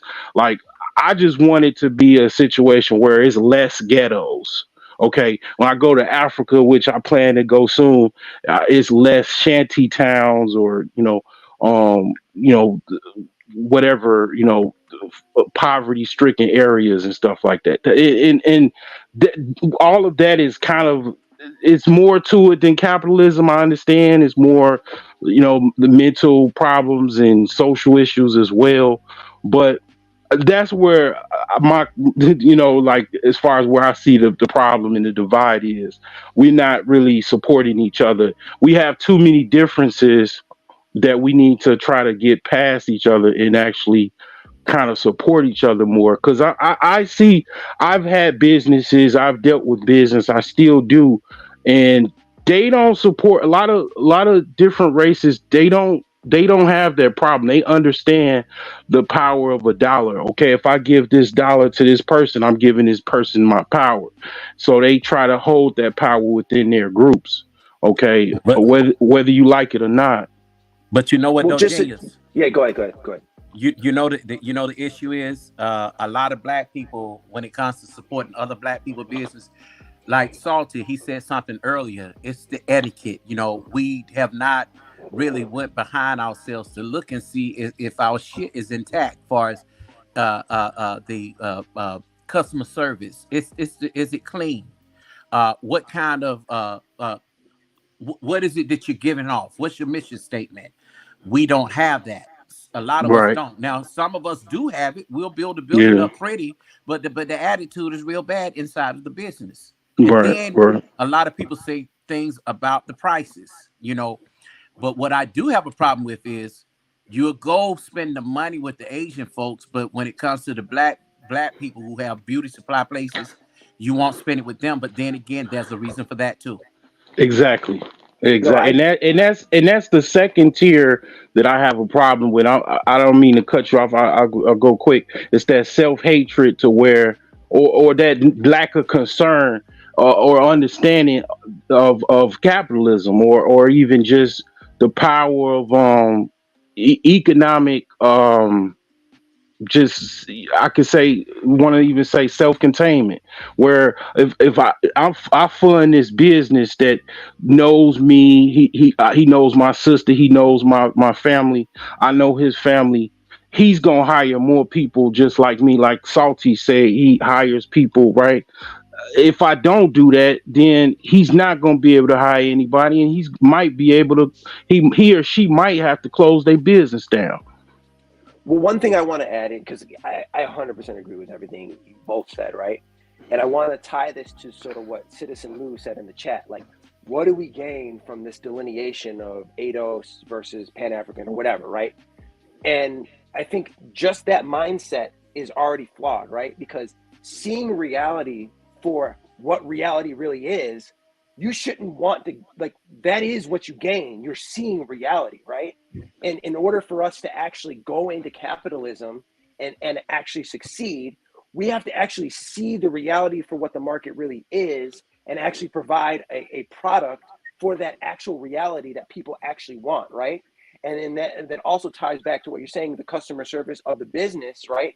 That means we need to be networking with people who have that attention to detail that's going to hold you accountable to make sure that you're cleaning up if we're talking about a restaurant, that you're cleaning up, that you're cooking the food to a right degree, that the money's getting counted, right? And most of the time, tying it back to the whole educated lame street dude, is like, it's going to be someone who's more on the educated lame part, right? It's like seeing reality for what it is and doing hard work is lame, and it's hard, and it's not fun, right? But that's how you succeed, right? And having someone, at least one person at the helm who pays attention to if the floors are mopped, if the lettuce is crisp and all that kind of stuff, but is of your same culture, so he's not coming at you in a way where I'm going to fire you, but it's talking to you in a way of like, hey, this is how we do it, and is willing to micromanage you and show you, and everyone's on the same page.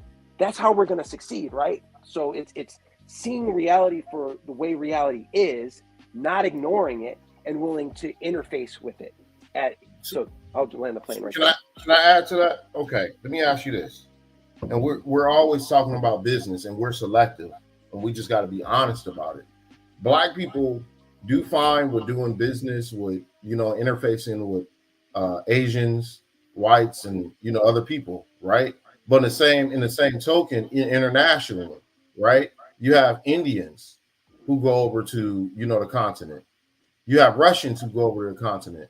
You have Chinese go over to the continent. You even segregate themselves, right?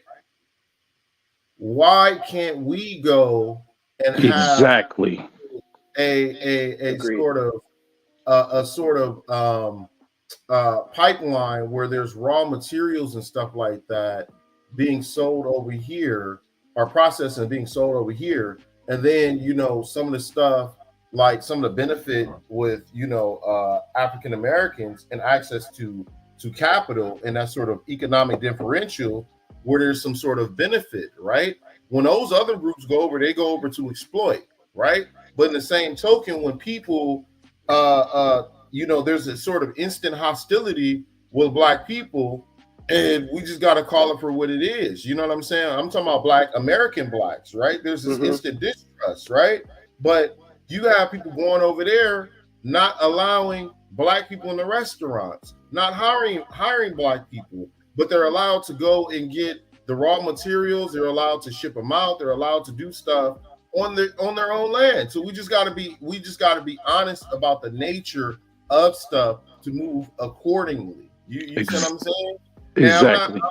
I'm not trying to knock folks or anything like that. We really, really do, and it's not like it's something that hasn't been done before. You know what I mean? And here's the other thing, quote unquote, about this gender war and stuff like that. Okay. How many African brothers check their own sisters for speaking on black men here and feminism? Not much. Okay, why is that? Because a lot of these chicks come over who have their own fetishes and white man worship and stuff like that, shit on us black men, particularly American black men. They don't on a daily basis and stuff like that. They don't even have control over. They losing control over their women over here or in the UK or in Europe. Because they, I'm saying I ain't gonna go into that because I'm glad you said that. they losing control for their own person, they own, like on a inside their own home type of situation. They so them saying something on a live stream or on a video on a TikTok or something like that. I mean, they ain't got no control over that either. But so I don't know. Yeah, I haven't seen a sort of concerted response, from my brothers over there, even on in a virtual round where allowed to talk about brothers over here. You know what I'm saying? Like they sound like a stomp down feminists, white feminists and stuff like that when they come over here, like Karens and stuff like that. And a lot of and we can't ignore a lot of that quote unquote digester stuff. A good number of them are, like what is it, Stefco? Is she African American? I ain't heard nothing from no Stefco, man, until you said so, man. This is what I hear you kind of saying, and a lot of other, a lot of you guys are saying, and I appreciate it, and it is an issue. You guys are kind of concerned. Your concerns is about social issues, which there is a lot of social issues with Black people, with African people. There is, but in my humble opinion, my research, my hours and decades of research, so more of our issues is more aligned with health, and they're all interrelated. Health and lack of financial resources. Okay, The social thing, I mean, I get it. It's social capital. Yeah, relationships where you can turn a dollar. That's a social thing. Right? Yeah, and it's not just and it's not just social, because we have to compete with quote unquote Africans for scholarships for things that are designated for Black, because there is no distinction between African American as in ADOS and African as in you came over here from another country, right? So it is literally finite resources, right? That we have to split, and I'm not saying that we shouldn't share them, but what I'm saying is I don't think the love is shown on the other side, right? And I think that's why it's important for the lines to be drawn, because I think the other side is just coming over, dapping up with us, hip hop, this and that, and then well, a lot of it. A lot of that is. Okay, from and then you got the Asians that they complain about scholarships and stuff, and like I get that. But what I was gonna say was we really don't have no control over universities, which is a more deeper rooted problem. We don't have any universities that we got HBCUs, but we don't even really support those because they kind of got a lot of issues maintaining the buildings. And but let me say something on that after you get done. Yeah, as a double-edged sword with Yeah. HBCUs. You want to support Yes. HBCUs, but there is people who will take advantage of the fact that it's black university. So what they'll do is they'll abuse their power and kind of dip their money in the piggy bank, so to speak. Well, dip their hands Facts. in the cookie jar. Yep. And I mean that's happened to the HBCU that I grew up down the street from, Alabama State University. Well, too many And they people got take the their hands. alumni's money too, Kevin, and misuse theirs, because those black people have given back. Well-to-do black people have given back, and they're putting the money in the wrong black people hands they have elected in these colleges, these HBCUs. Yeah. I'm not saying that we shouldn't support HBCUs or whatever. I even made the argument that if you want the top black athletes to end up with black women, you should send them to HBCUs instead of PWIs, because what you're doing is you're using your kid as a money opportunity. Then you're complaining about who he ends up with, which doesn't make any sense. But hey, what do I know? I'm one out of several billion. But but okay, somebody else is back there now. Okay, I got you. I wanted to say something about that. So this year's latest draft, right? Only one player. Well, actually, he didn't even get drafted. It was no players that were drafted from HBCUs this year. The Bears picked up a running back that used to play for Howard University. But the thing is like, that's a big problem, and I think that we need to have some more owners that are have black interests. But I mean, how can you get that accomplished? You need money. It goes back to the money. Shit. You know what I'm saying? That's why I hopped up here, man. Money make the world go round. And I would have to say that one of the most successful protests in history involved money. Montgomery bus boycott. You think they cared about your black ass? No. Once you took that money out their pocket, then they started to sing a different tune. But we got Lou up here right now. What up? Hey, Kevin, before he say something, let me say this. You notice that when you do a topic like this, you're going to see all these folks that talk about race pop up over here. And I'm going to send you a list of all of them, because I've been studying them for years in this group, in this space. I'm going to send them to you by email. Hey, come on, man. Can I just like... bro, like, oh my god! Like, come on, there.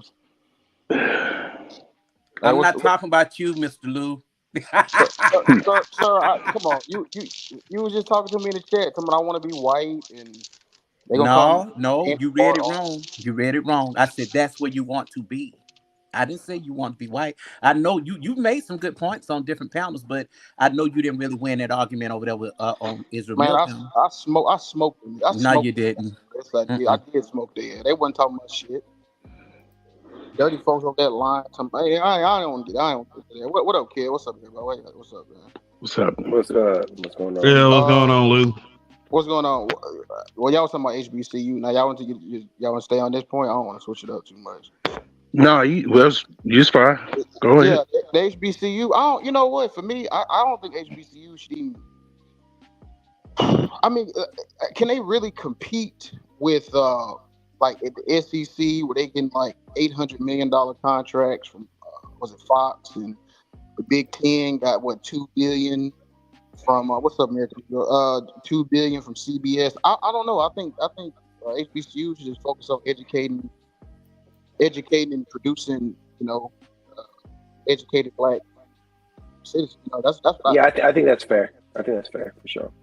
And then we keeping it real. A lot of HBCUs then lost a lot of money, man. I mean, like I think they said Alcorn is missing out like $180 million in endowment funds from the state of Mississippi because it's a land grant. And Alcorn was a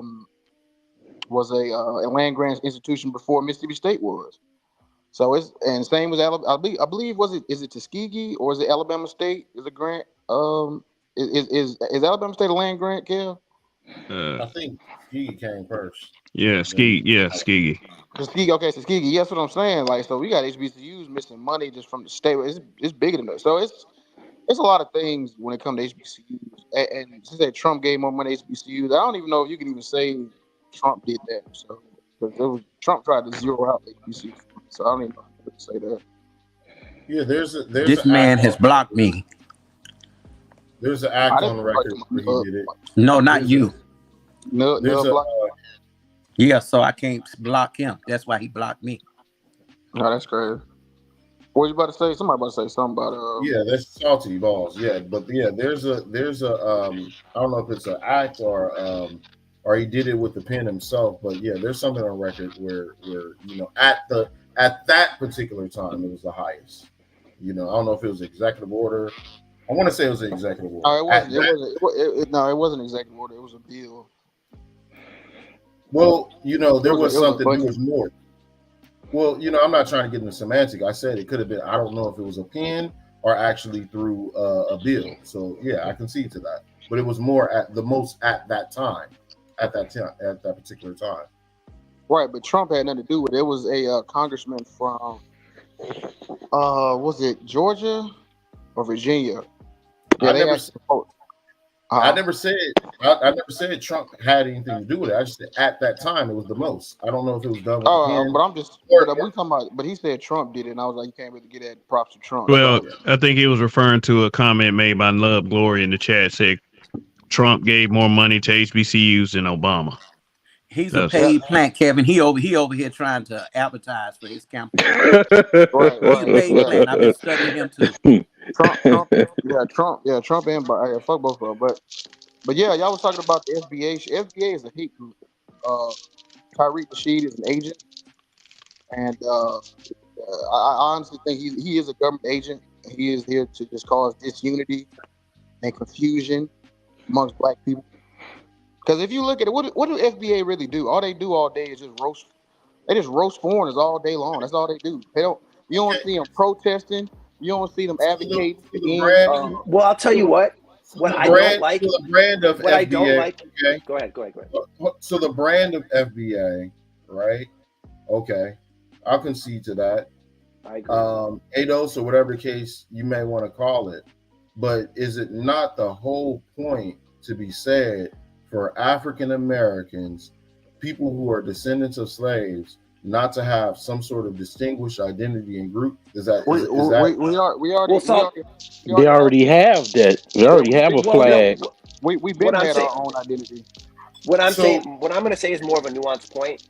I think it was fucked up that they introduced FBA when I think ADOS and particularly Tone and Yvette, they did the scholarship work and they were really doing the real political work, right? And you might disagree with maybe some specific points that they make or maybe who they are as people, but I think they were really doing the real political work, right? I think they were the ones that really brought the reparations to the mainstream. And I think Tariq and all them creating a whole separate faction is like the whole thing that I'm talking about, like this separation between people who are trying to do maybe more of the educated work, and then people are like, well, I got the swag, whatever, I'm going to create a whole different thing that's basically the same thing, but I'm not going to do any of the real political or scholarship work to really make my case. That's that. Go ahead. That's that Tulsa Fund mentality. I want to get a whole bunch of money and I want to get a whole bunch of followers and all that type of stuff. Because Yvette Carnell in Tone Talks, I don't hear them have this much like routing of people that are non-ADOS or Africans that Tariq does. Exactly. It's almost like just really entertainment, to be honest. It ain't really nothing, bro. Let me ask you something. And I fucks with you hard. So my pause, but no Diddy. No Diddy. Yeah. What I'm saying is, I know you get in places where a lot of people can't get in. I've seen it. So have you had a run in with him before? Tariq, no, I don't be trolling people. I try not to. I don't do that. I've made commentary about him, how I just, you probably saw it. maybe, but yeah, it's definitely division. And from what I see from Tone, like I say, from Antonio Moore and Yvette Carnell, they don't have that same narrative. And what people need to really, from what I see, I totally see as a nigga hustling. You know, I mean, and I said just like that with the tone and everything. I know a nigga hustling when I see one, and that's definitely one. You know, you could say the same type of sentiment from the guy from the Tulsa Fund, Jay Morrison. You know, you know, some people just, I don't know, they either like hustling niggas or they just fall victim to it or whatever. But he, you know, he used something based off of the 48 Laws of Power. He created a damn cult group, and Tariq. Yeah. Tariq? Yeah, that's in the 48 Laws of Power. Create some type of movement and have people follow you, and they fail for it. You know, and it's permanent now because when I hear somebody, really to be honest, when I hear somebody mention FBA and it's not Amazon, I already know this is a Tariq job. It's like me saying it's like me you could if I say BT 1000, you could already tell I listen to Tommy by me saying BT 1000. Yeah, or you say high value shit like it's just all. Well, yeah, I'm a Samsonite. And that's why I think the term ADOS, I mean, they did the work.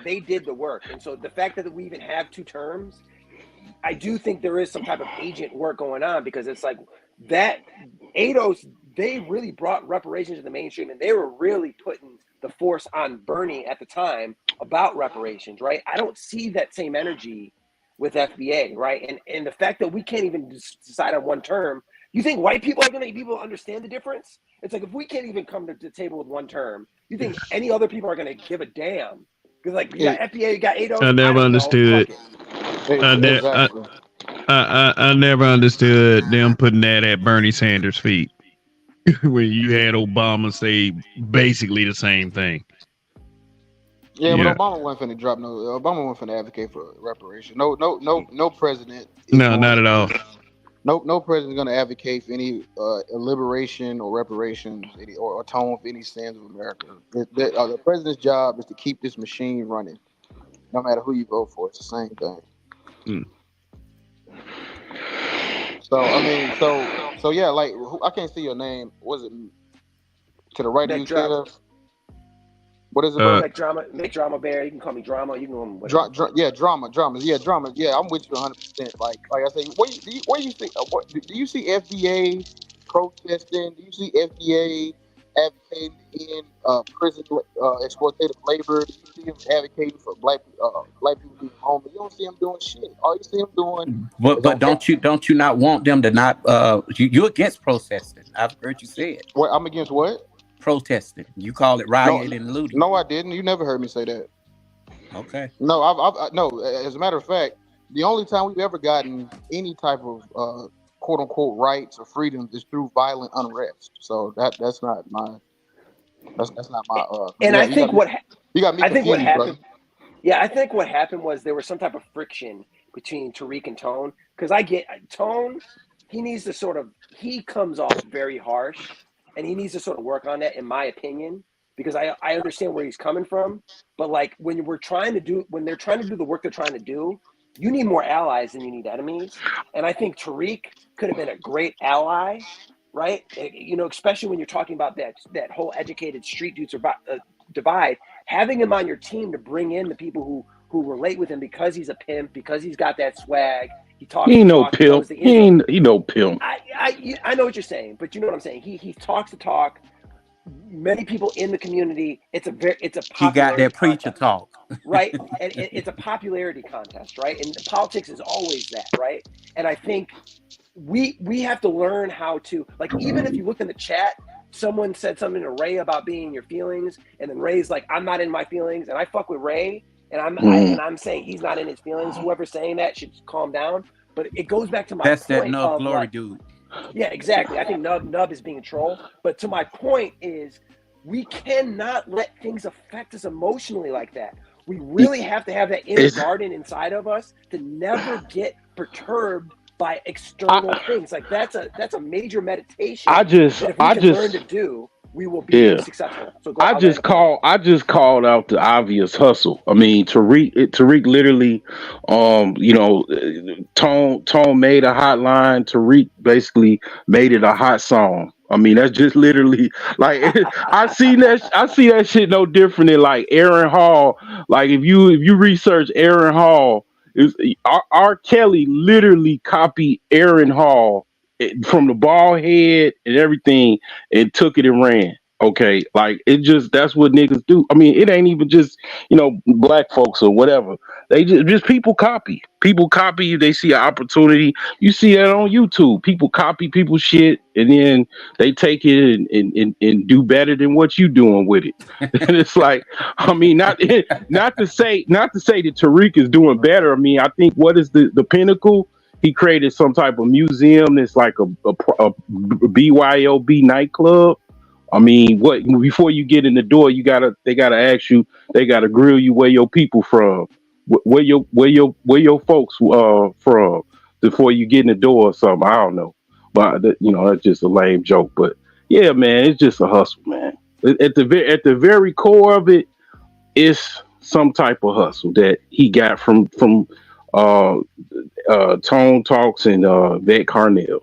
You know what I'm saying? Real quick, just to ping off what Mel said in the chat, I don't give a fuck what the acronym is, right? But the fact that there's two referring to the same thing is like, what the fuck are y'all doing? Like, y'all really don't want to win, right? And to my point is, I'm the type of person, if I were in the military, you can send me in and subject me to the craziest shit. If I have a mission, I'm going to accomplish my mission, right? Like, it is not an emotional thing.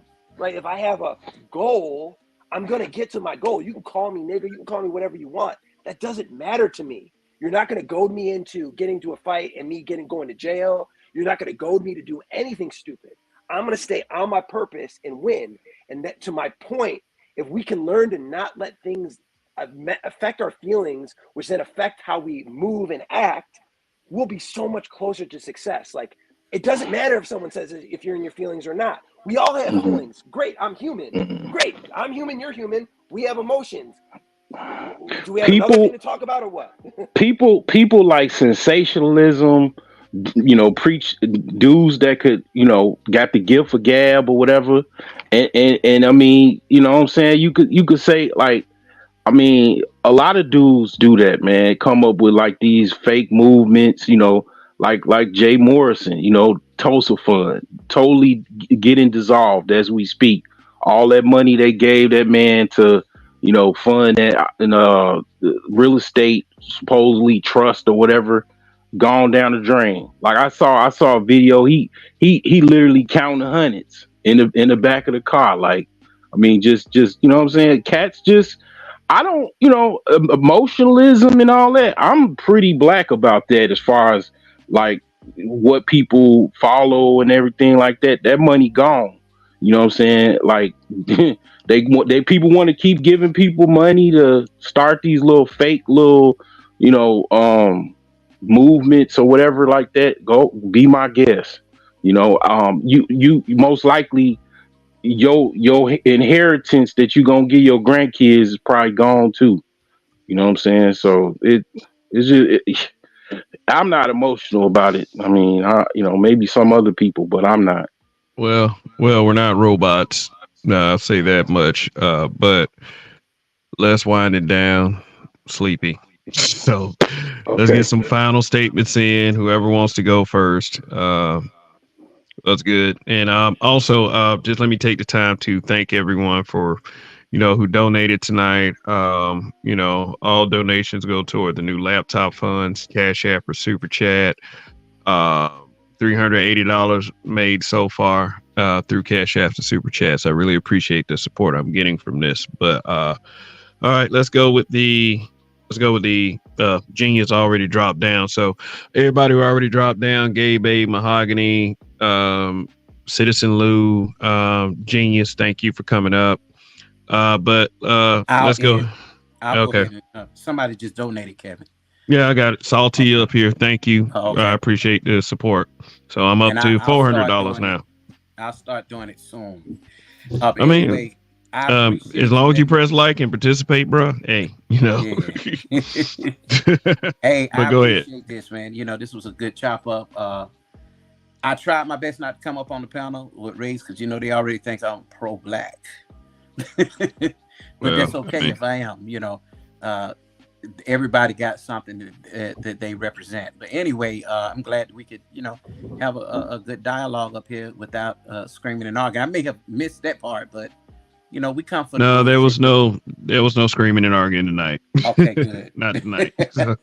Yeah, and I appreciate y'all brothers up here. I really enjoyed this tonight. Appreciate you. Appreciate you. Yeah. Too. All right, Coffee. Anytime, brother. Mm-hmm. All right. Who's next? I'll go on and take it real quick. I say somebody said critical thinking is one of the best things that they take in college, and salute to the brother who said that. Oh, genius. Oh yeah, bro, genius. That's right. Salute to him. Everybody's gonna have their own lens. Everybody's gonna have their own standards, their own experiences and things like that. And guess what? People are going to do what they want to do. I think that the crux of it all is that, we treat anything like religion. We go to the extreme with it. We crusade and stuff like that instead of, understanding that, it's multiple lenses and things like that. And I think that, the greatest common factor is the lack of critical thinking and just being so, stomped down with something instead of, looking at stuff with, some level of in-depth examination and inquiry so that you can find the answers that you ultimately need to.